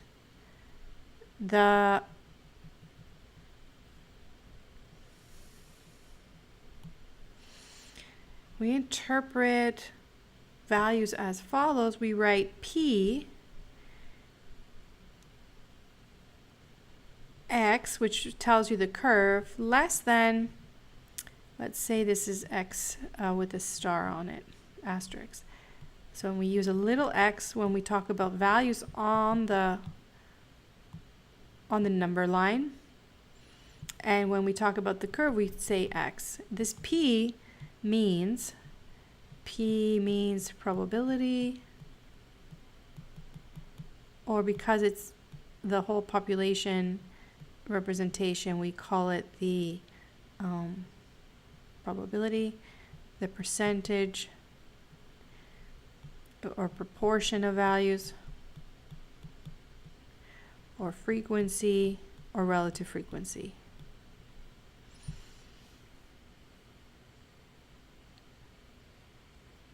Okay, that's what the P stands for. So if I'm talking about X star, what would be the value for the proportion to the left of X star? What's the chance of a value being smaller than X star on a symmetric distribution?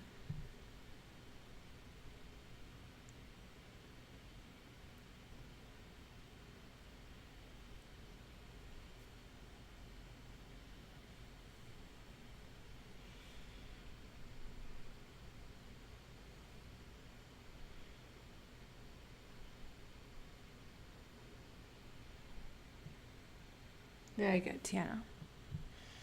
So that's 50%. Okay? So that's just a reminder of what that is. What if I'm here and I tell you that the area here is 10%?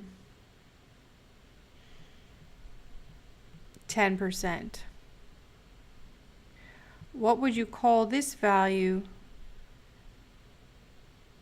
of X that I will call X1? I could write it as Px less than X1 equals 10%.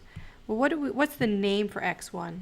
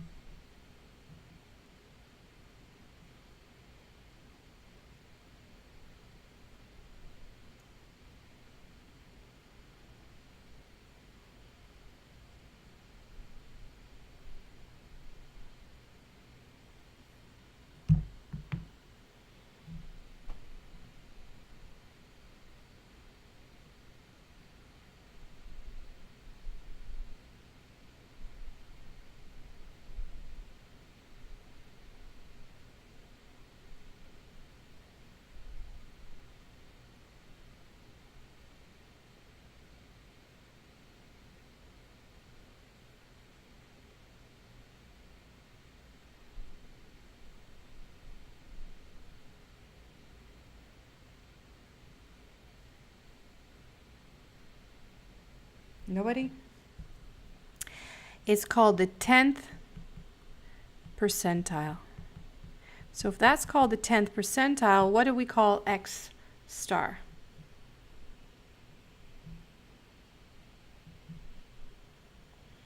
In terms of percentile, what percentile is X star?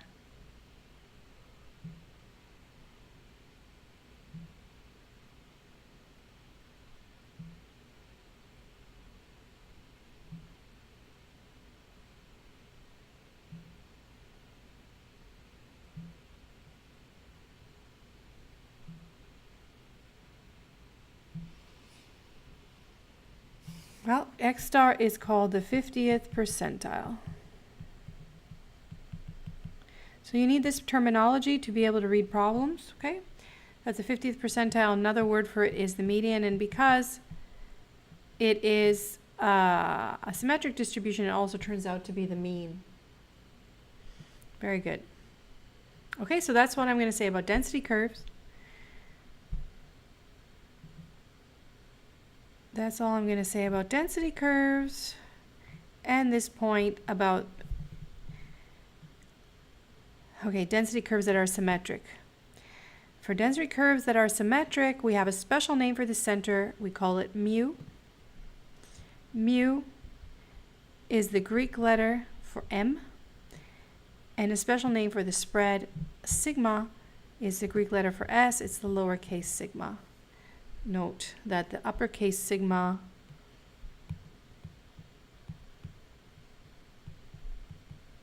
is that. Just so you don't get confused. And now, to specify what is a normal distribution, well, a normal distribution has the properties of a density curve that I've already mentioned.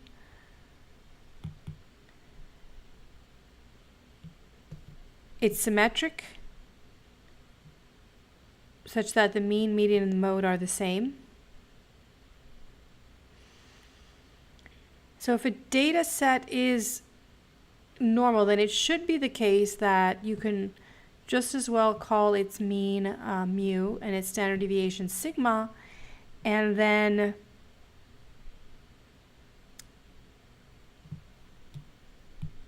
its distribution should be such that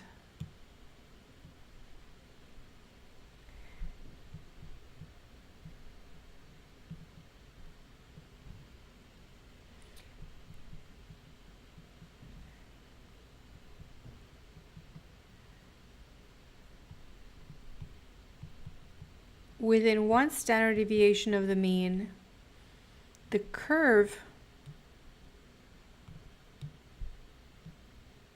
has an inflection point and turns up like this. I'm going to try and do that again. I'm never good on the other side. Oh, I know how to do this. Bear with me. I'm going to do it like this.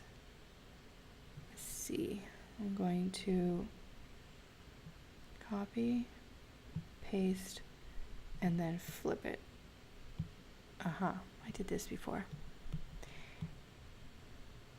Wasn't that beautiful? Oh, but my things got all messed up down there. All right, let's clean that up. But at least I have the symmetry. Good job. I knew I was going to benefit from spending money on this software better. All right, so that's what happened. So one standard deviation, it starts to curve like that. The inflection point goes from concave to convex, and that's one standard deviation away on both sides. And we know that 68% of the observations are in there. In other words, the chance of being within one standard deviation is good, 68%. Now going fair intervals out, so if this is one standard deviation, then I'm going to go like 2, and then like 3, and do the same thing over here. That's a little bit too much.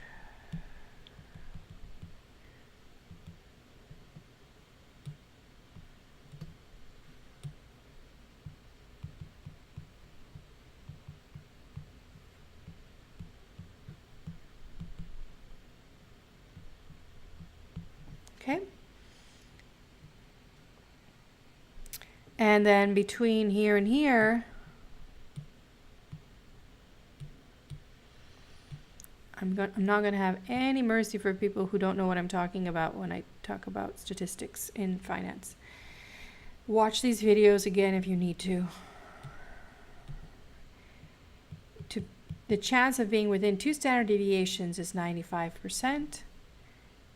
And the chance of being within 3 standard deviations is 99.7%. And now I ask you, what is the chance of an outlier?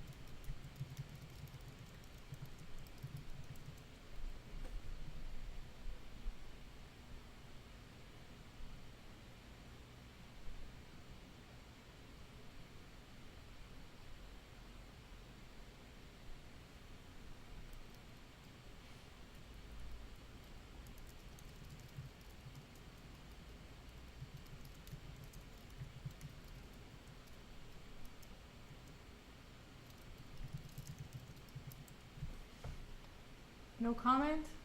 We're going very slow, no comments. How do I figure this out? Very good, Edwin. So the point is, outliers are here and here. So the chance of an extreme value in a normal distribution, now that's not in every distribution, but if you assume you have a normal distribution, the chance of an outlier is 0.3%, because that is 100 minus 0.997. Well, let's do this better. Wait, that's not right. Let's write 99.7.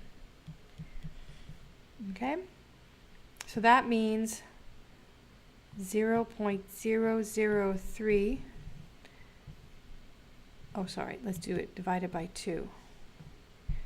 1.5 on this side and 0.0015 on this side. So it's a very small chance, but there is still a chance. That's the important thing. Now, those other distributions we talked about didn't even have outliers in them, okay? So this one does. And with a symmetric distribution, we call outliers observations outside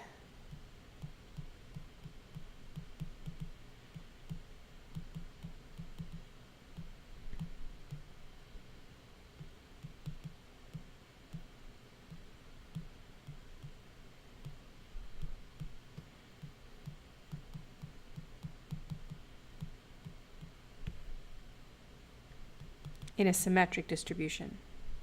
It's a different rule if it's not symmetric. But I promised you we were going to focus on symmetric distributions. Okay? Can you guys read that? Is that messy? Observations outside of 3 standard deviations of the mean are called outliers in a symmetric distribution. And that is that. So this is for stock returns as a whole on a stock market. We refer to them as having a normal distribution, and we can make estimates of what to expect and decisions about which securities to hold based on the normal distribution. And that's what we're getting into. Okay, so we have one more handout. You guys can review this. If you need help with that, let me know.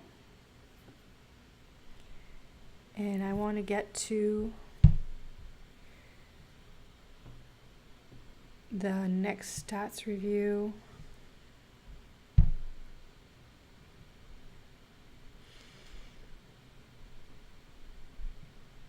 called it 5.3, right? 5.2, Scatterplots. Let's see if this is it. No, we did it. That's the solution set I got to send. Okay.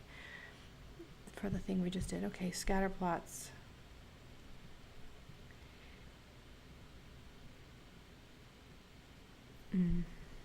Where's 5.4? 5.4. Okay. Okay, I'm going to talk about Scatterplots, and then I'm going to get to this one. 5.4. Okay, perfect.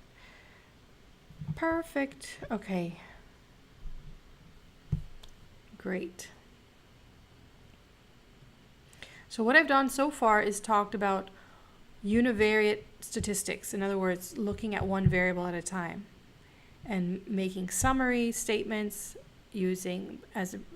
reflecting on a graphical representation of the data, making some summary statistics calculations, and then predictions of what to expect. That's what we've done so far. Can you believe it?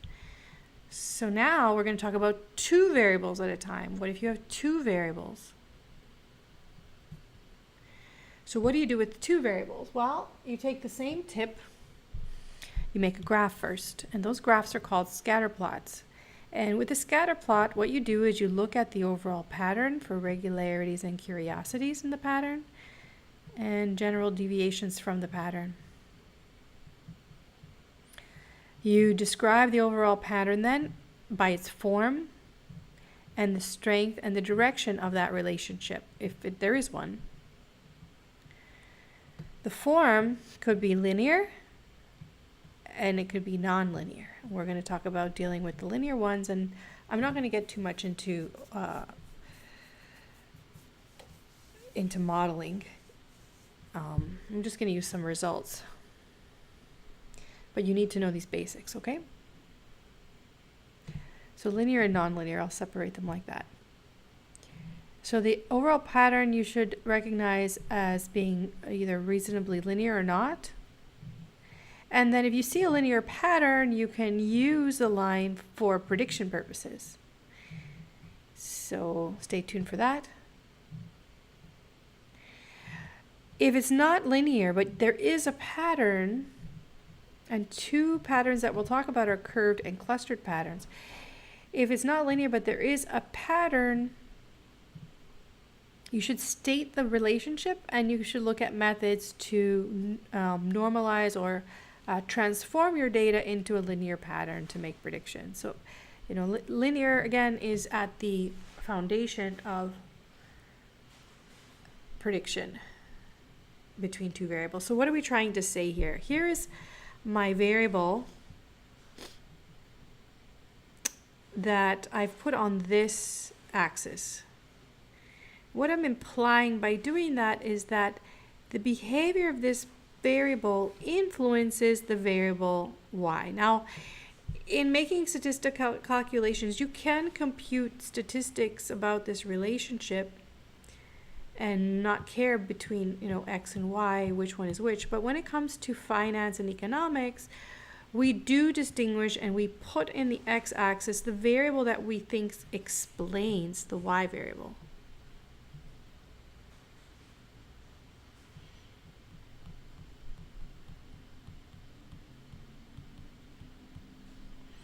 Explains or predicts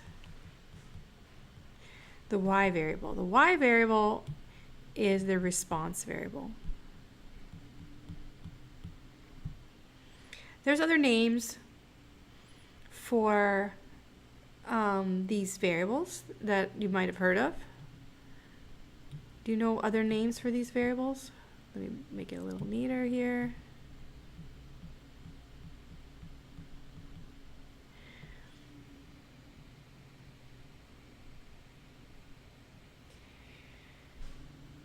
Y is also called the dependent variable, and X is called the independent variable. So you've probably heard that terminology.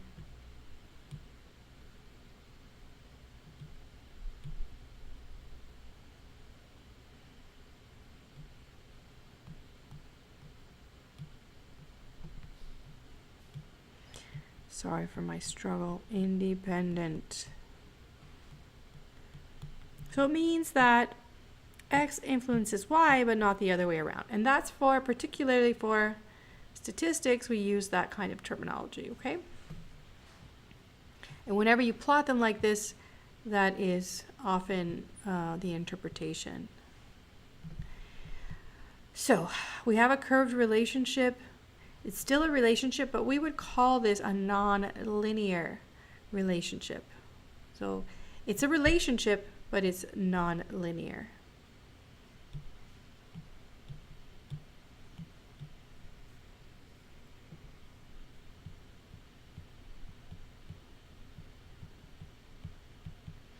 It's a relationship because if I could estimate this curve as an equation, I could use it to make predictions about points that aren't there. So let's say I wanted to know something about this value here.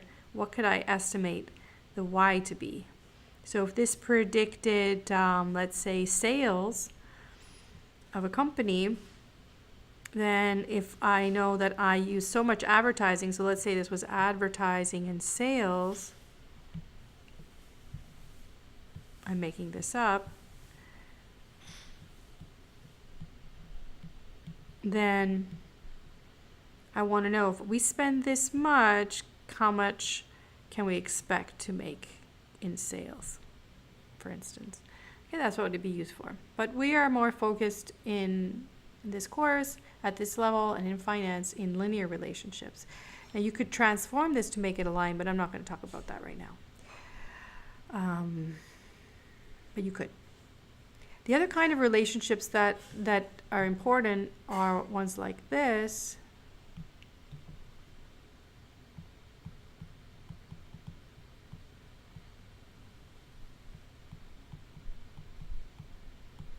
This is also a relationship, but it's not linear.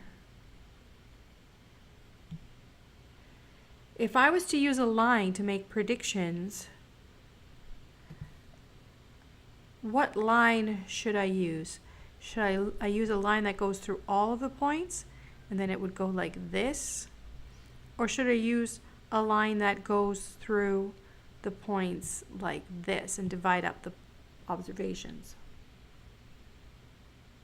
So the first option is an upward sloping line that includes all the points, or should I divide it into two? So that's my second. So 1 or 2.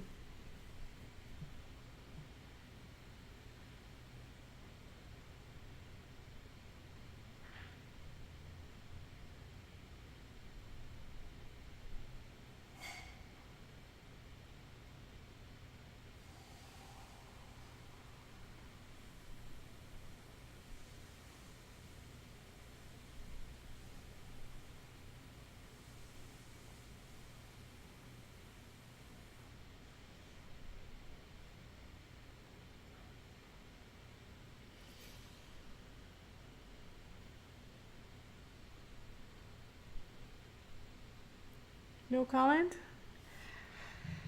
Well, if I use this line that goes through all of them, the points are really far away from the line. So that's not a good idea.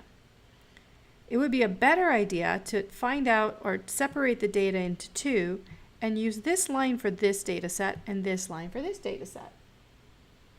So that would be the best way. Oops, that's not a good one. So the line that goes is the line that fits closest to all the points. That's the idea of the least squares regression line. It looks kind of curvy, but I didn't mean for that to happen.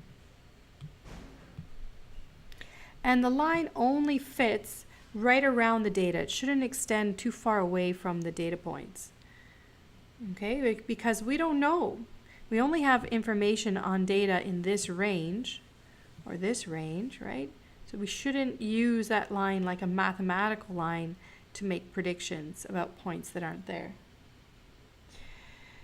So just a point about what is going on here. Why did I separate? So this is underscoring why you should make a graph. If you make a graph and you see clusters like this, then you have to identify, well, you should separate the observations, and the way to do that is to think about a third variable, not just what I have here. This is the number of hours of soap opera watched, and this is the well-being of a person watching those soap operas. And it looks like there's a negative relationship, but it's divided into 2 groups. This group watches less soap operas than this group.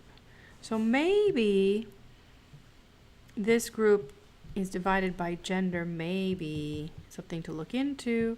Women watch more soap operas than men in my drawing, and it looks like in terms of well-being, they're about the same range, right? It's about the same level of well-being between them. But it looks like the relationship between well-being and novellas is whatever group you're in, the more you watch, the less happy or content you are. Now, it doesn't mean that novellas are causing people to be unwell. So again, this is a non-finance example, but it turns out that novellas, people who watch novellas are also of poor health, or they're not doing well, they're not feeling well, poor satisfaction with life. And maybe it's because of the fact that something else happened. Maybe they're injured and they're at home and that's all they can do. Or maybe they can't move and they're stuck and that's all they can do. That's all that's on TV. That's all they watch is soap operas. And maybe that's what it's capturing, and not the fact that novellas are making them unhappy. It's just that they're unhappy. Maybe they're out of work. Maybe they are, yeah, I guess I've covered most of the things. Or maybe elderly and alone, and this is all they do. Okay, so you'd have to investigate. But the point is, this is a negative relationship.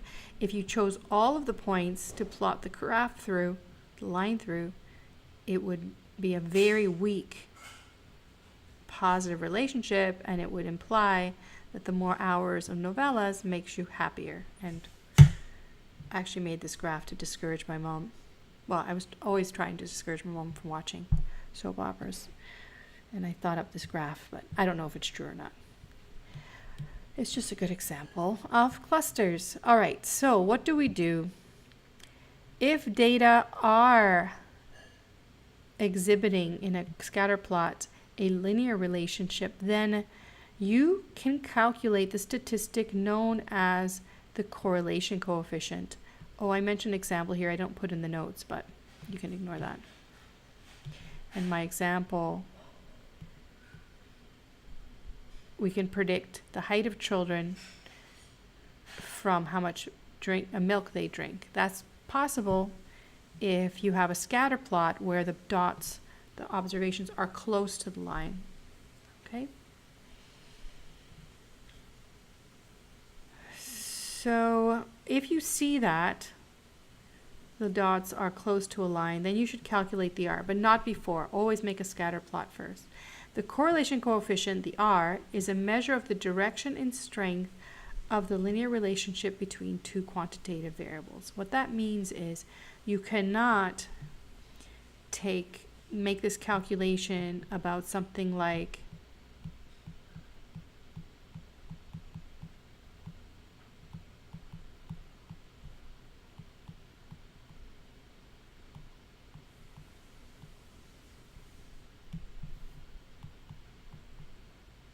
so if you wanted to look at gender and income, R, the calculation of R that we're going to do, is not the right calculation. There's other statistics to do that, but it's not this calculation of R, okay? R, correlation coefficient for the sample, needs to be computed using two quantitative variables. So assuming we have two quantitative variables, and the graph looks like any one of these, I'm going to go through each of these, and we're going to talk about what we can expect. What is R? R is a number that you learn about, and we're going to talk about the calculation of it. R is a number between -1 and 1.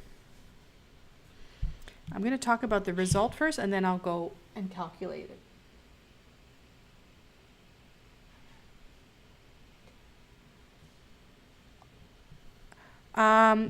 So you were asking about the parallel relationship. You could call that a shift or a parallel relationship, sure. Okay. All right, so if the observations are perfectly lined up, and you calculated the R would be +1. If the dots are perfectly lined up but going down, the R would be -1. Okay, so those are the extremes. Now let me show you the formula, and I'm going to talk about, well, let me talk about how to interpret it, and then I'll show you the formula. How about that? So let's look at the next one. This one here. So I've written R is 0.8 because it's closer to 1 than it would be 0. Here's an example of R equals 0. All the dots are all over, scattered around, not on a line, not in any definitive line that sits closest to all the points. In fact, if I put a line through, it would be a flat line, and the numbers would be all scattered around the line. So let's see, what is R? So R does this. Let's look at the values in this direction and split them in half. So let's use the mean to do that.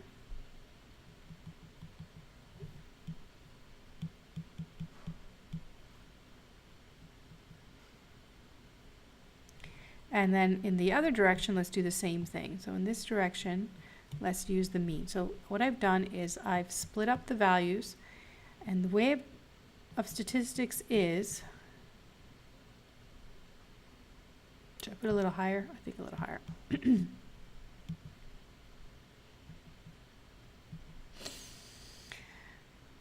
Remember, statistics is about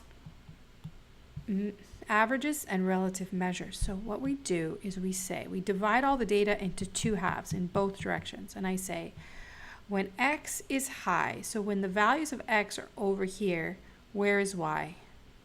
Is it high above the mean or low below the mean? So everything relates to the mean. So when x is high, where is y?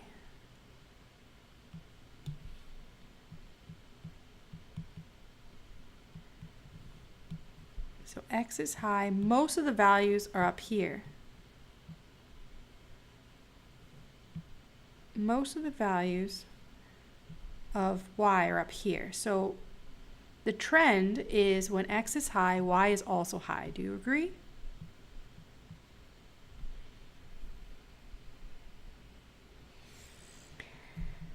When x is low, below its mean, where does y tend to be? Well, mostly it's down here, not up here. So when x is low, y is low.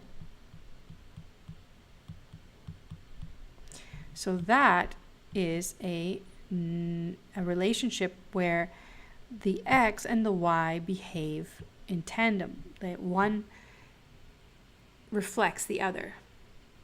One moves or motivates the other if you think that they're interdependent. And it does it in a way that it copies, right? It mirrors. So x is high, y is high. X is low, y is low. This is called a positive relationship. So the R will be positive.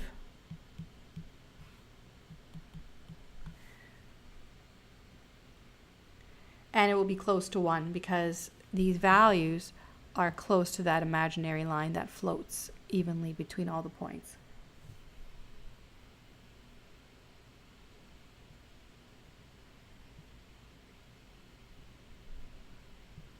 Yes, Ariette, you'll see in a second. We do that, okay, in calculating R. It's true. That's how it's done. So let's do the next one. You know what? Maybe I'm going to go after time. I'm going to keep going, and you guys can log out and go do what you have to do. But I'm going to continue so I finish this. So finish watching the video later, okay? So I'm just going to continue even if I pass the time. So, because next class I want to get into the materials. So let's cut this up between x bar and y bar. So in this direction is x bar, and in this direction it's y bar. And now you see what's going on. What happens when x is high above its mean? When x is high above its mean, where is y? Well, I have like 1, 2, 3 values here, and 1, 2, 3, 4, 5 here. I guess there's more high, but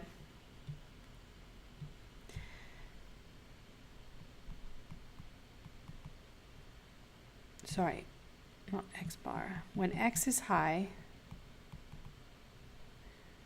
y in both, really. It's indeterminate. And let's go the other way. What about when x is low? When x is low, I have 1, 2, 3, 1, 2, 3, 4. It's a little bit in both. So when x is low, y is mostly low. Sorry, what y is in both. That's what I meant to say. When x is low, y is in both. What about y? You see that? Even if I did it here, when y is low, where is x?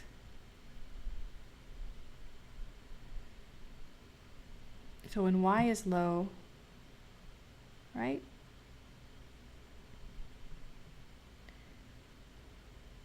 X is, what am I doing? When y is low, x is, see, it's mixed. It's like 1, 2, 3 here and like 1, 2, 3 here. So when x, so what am I saying? When y is low, x is in both. So in both directions,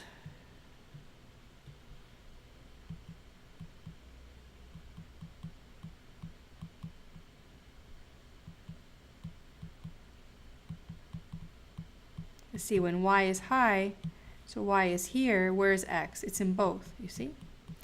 So when that happens, that creates an R of 0. When there's no definite pattern. It will also happen here. And this is why you should not calculate the R when data has a pattern, but not a linear pattern. So I'm going to divide the data in half for this graph, and it would be about here for this graph, right? So this is X bar, Y bar. Oh, I changed my color scheme. And you see the same thing. When X is high, Y is in both. Well, I guess it's more up here, but. Oh yeah, maybe I have to make that. Let me do this again, because I ignored those values up there when I got my X bar. So let's see. Now I'm going to change my color scheme. So this is X bar here. And then Y bar, let's say put it here, because I was ignoring those values up there. There. Now, when X is high, so X is here, Y is in both. When X is low, Y is in both. Well, not so much, but it's close to 0. When Y is low, X is in both. When Y is high, X is in both. So this is close to 0. If I had anything, it calculates.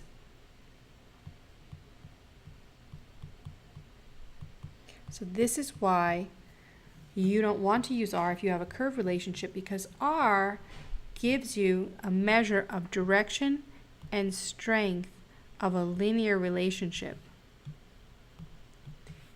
It doesn't give you anything else. All right? And this would imply, if you never plotted this and you just calculated the R in the calculator on the computer, you would get an R of 0 and you'd say, oh, there's no linear relationship, or there's no relationship at all, and you would miss this, which is important because you could have used this to make predictions. So you get it now? So this is why this one is a negative relationship, because you imagine a line floating through the points, but it's going down, which would be, well, I guess we should do it because we didn't do it yet. So let's put, this is kind of where X bar is, and this is kind of where Y is. So now let's see. When X is high,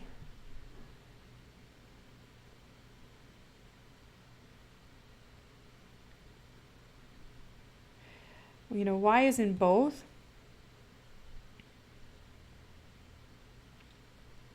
But when X is low, Y is mostly high. So there's more opposite, right? When X is high, Y is low. When X is low, Y is high. That's what's happening. Let me illustrate, or let me write it down. So when X is high, Y turns out, it's in both, but it's mostly low. And when X is low, Y, it's not perfect by any means, but it's more of a trend that Y is high. So this opposite behavior is why the R will become a negative in this graph.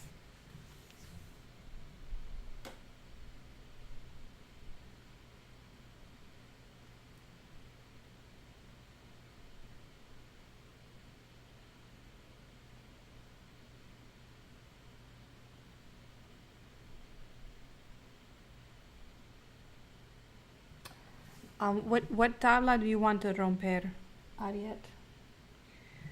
Anyway, you guys review this video, okay? I have other videos like this online, but this is basically the discussion prior to calculating R. I haven't calculated R yet. I'm just trying to show you what it's going to capture.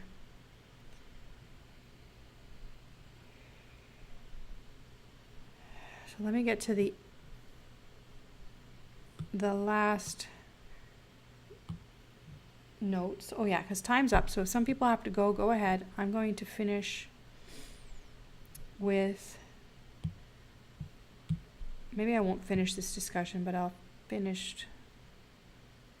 Let me just do this. Let me just do this, and then we'll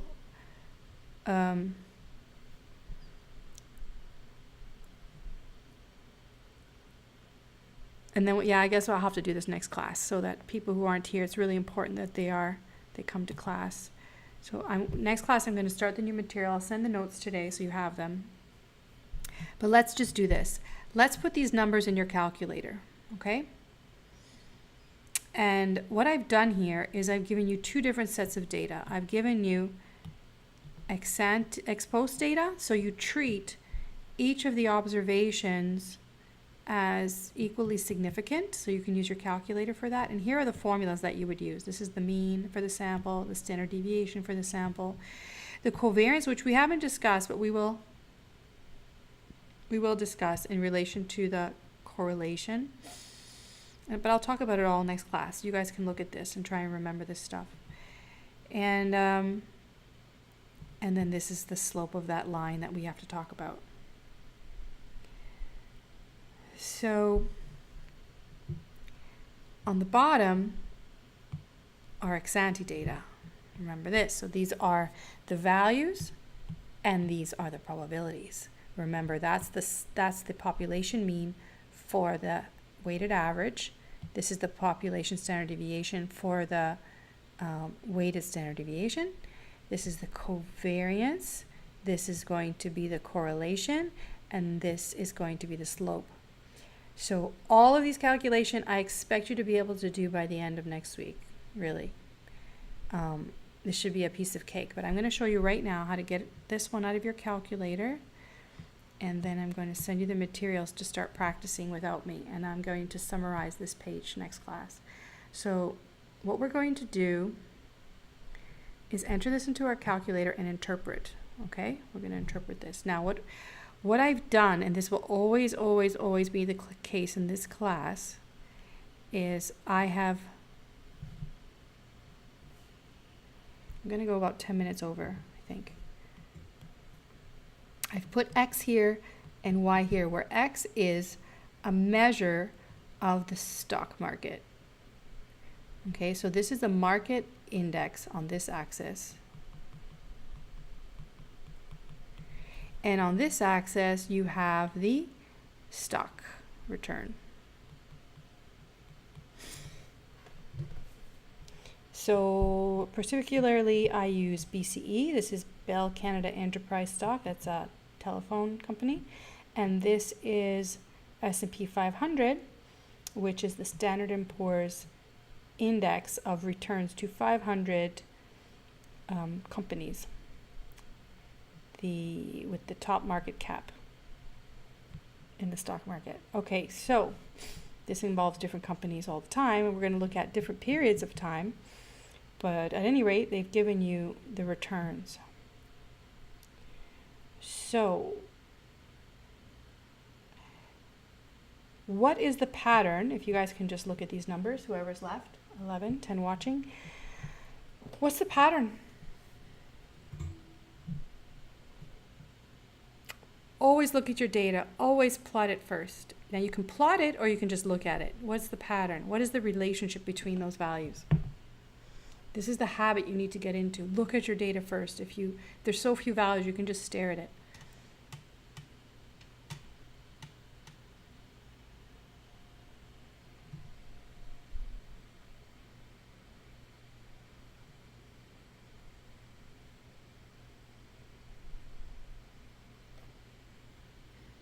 Ariad, I'll answer your question after, okay? Hold on, if you can. If you're not, I'll put it in the video and you can check back.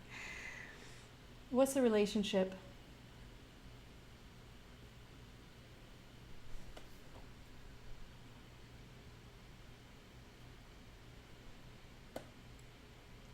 Just look at the numbers, forget everything.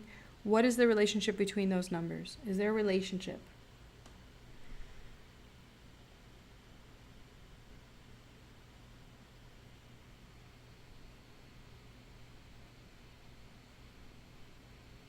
Right.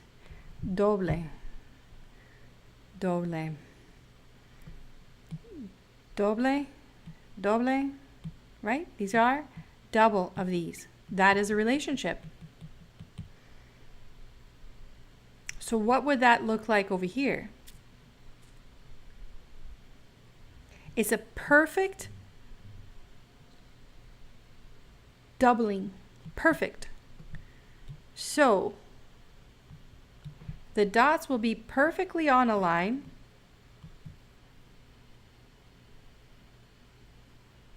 Perfect. 5 dots on a line. And where's the 2? Where's the doble? Where does that come up? What does that tell me about the line?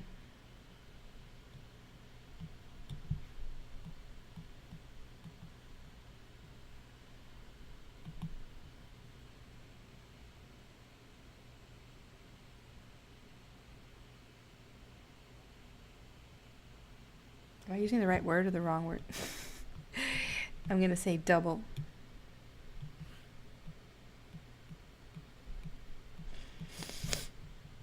All right, so you guys have no clue. Let's put it in our calculator and let's look at the results and then we'll come back here. So let's put this in our calculator.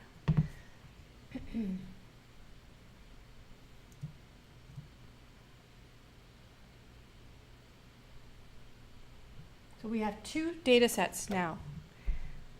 When I open the calculator, I want to use the statistical data mode, so I need to clean that, second clear work.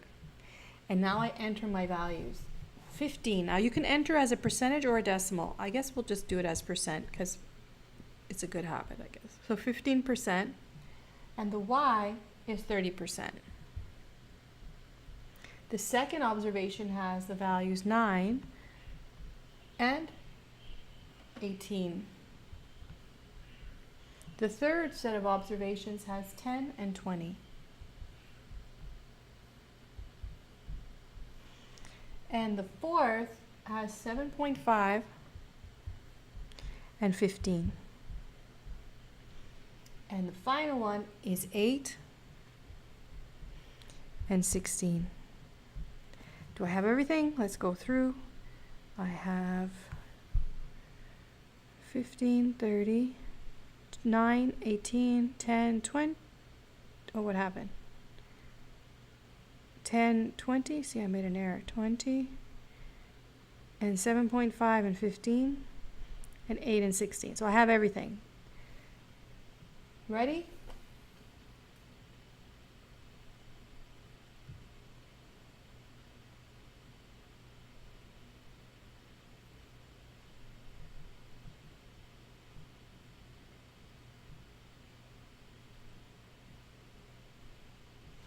Now I ask for second stat, and I'm going to get the linear results, the results for the line.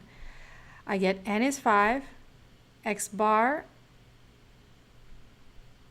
is 6.93, sx, this is the standard deviation of x, is 3.9, and I get the population standard deviation, but I don't use that because I just have a sample. This is y bar. This is sy, this is sigma y, and here are my line results. The slope of the line and the y-intercept are given. A is the intercept, B is the slope, so there's your 2, and R is 1.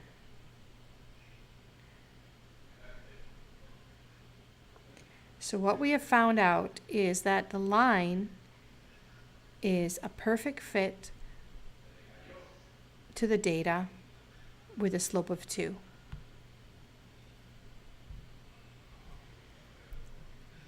So what we say in statistics is y hat equals 0 plus 2x. That's the regression line.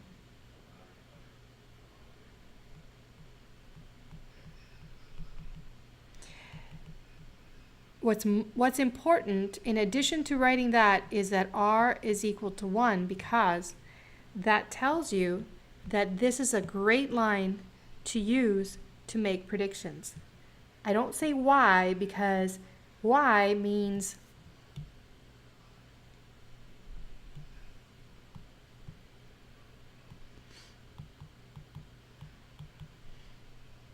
that the value, let me make a blue line.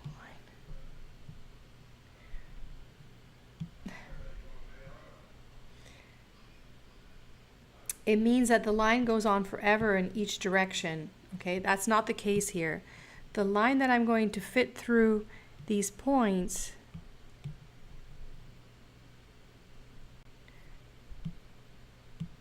it has to fit perfect. It just is useful around these observations and nothing else. You can't use the line. What just happened again? No. Oh dear. I touched something. Anyway.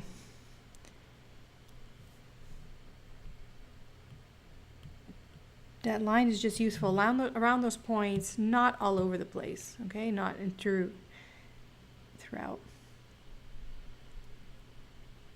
So we are going to talk about this more next class and the interpretation of this, okay? Because it's almost 12. Well, I'll just tell you right now. We refer to this as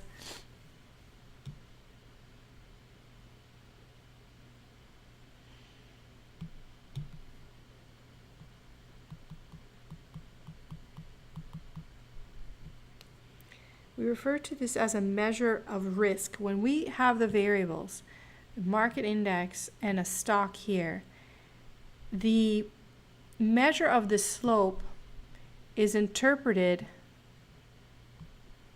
like this. What's the slope?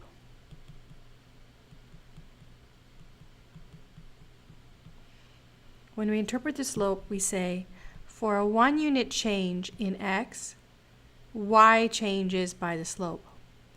So for a 1 unit change in the market returns, so in other words, the market conditions influence the returns on to this company's stock by 2. Now that's nice because when market does well, BCE does really well. However, that also goes, because it's a ratio, I could also interpret that as -1 and -2. When the market drops, its returns drop by -1 or drop by 1%, then BCE stock drops by 2%. So we'll talk about this more next class, and I'll talk about all these calculations and we'll get into it. But that's it. Everything's on your calculator, but we have to do these calculations on manually as well, because, well, you can do them in Excel and also these ones. Okay, so we have to do that because we don't always have a calculator. Now, if you're looking at doing writing a CFA exam, you need this knowledge and you need to know how to use that calculator efficiently to get these results. So practice doing the hand tabulations, work with Excel, and keep me posted on your success. I will send you the solutions to this page and the solutions to the weighted calculations, mean and standard deviation that we did. So you can practice, and I will send you all the notes for next Friday. So we have a lot to get into, but I think it's time to let you go. So if you have any more questions, let me know. Oh, you guys don't see you guys never saw my video? Oh my goodness. What happened? Hold on. Now I'm upset because you guys didn't get to see my graphs. I froze on my calculator.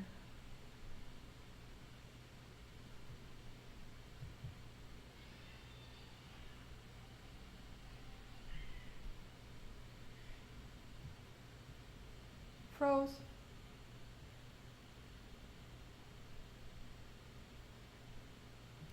Okay, we're back. And this is what I said. I don't know how much of this you saw, but I just drew all this. So anyway, I'll have to start over next class if you didn't see all that.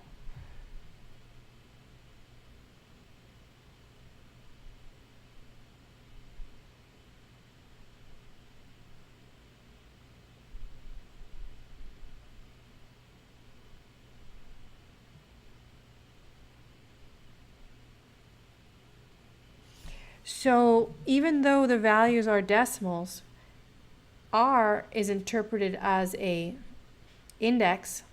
It has no units. Okay?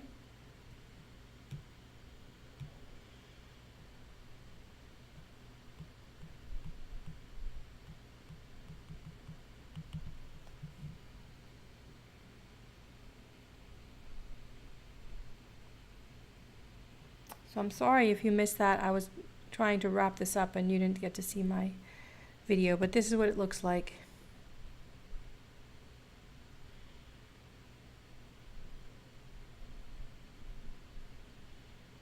So I'll start from scratch next class.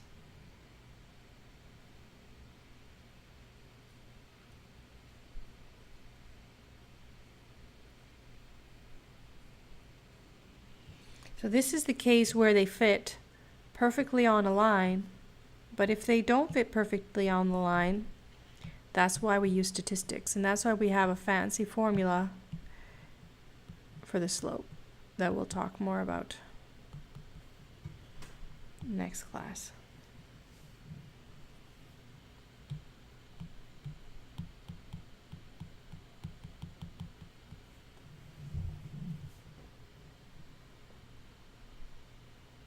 Okay, good. I was only seeing the calculator. Thanks for telling me. All right, you guys can go. I think Ariette has a question I'm going to answer unless anybody else has a question.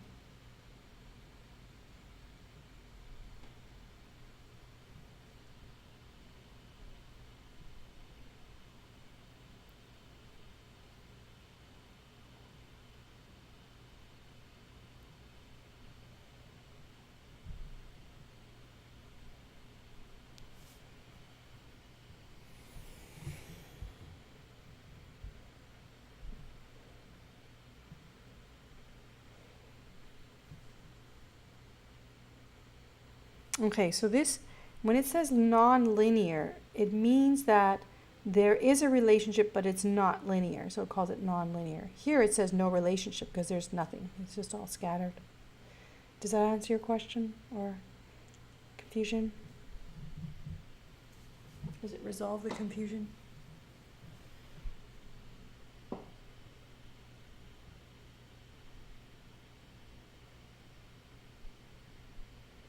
Okay, saludos, bye.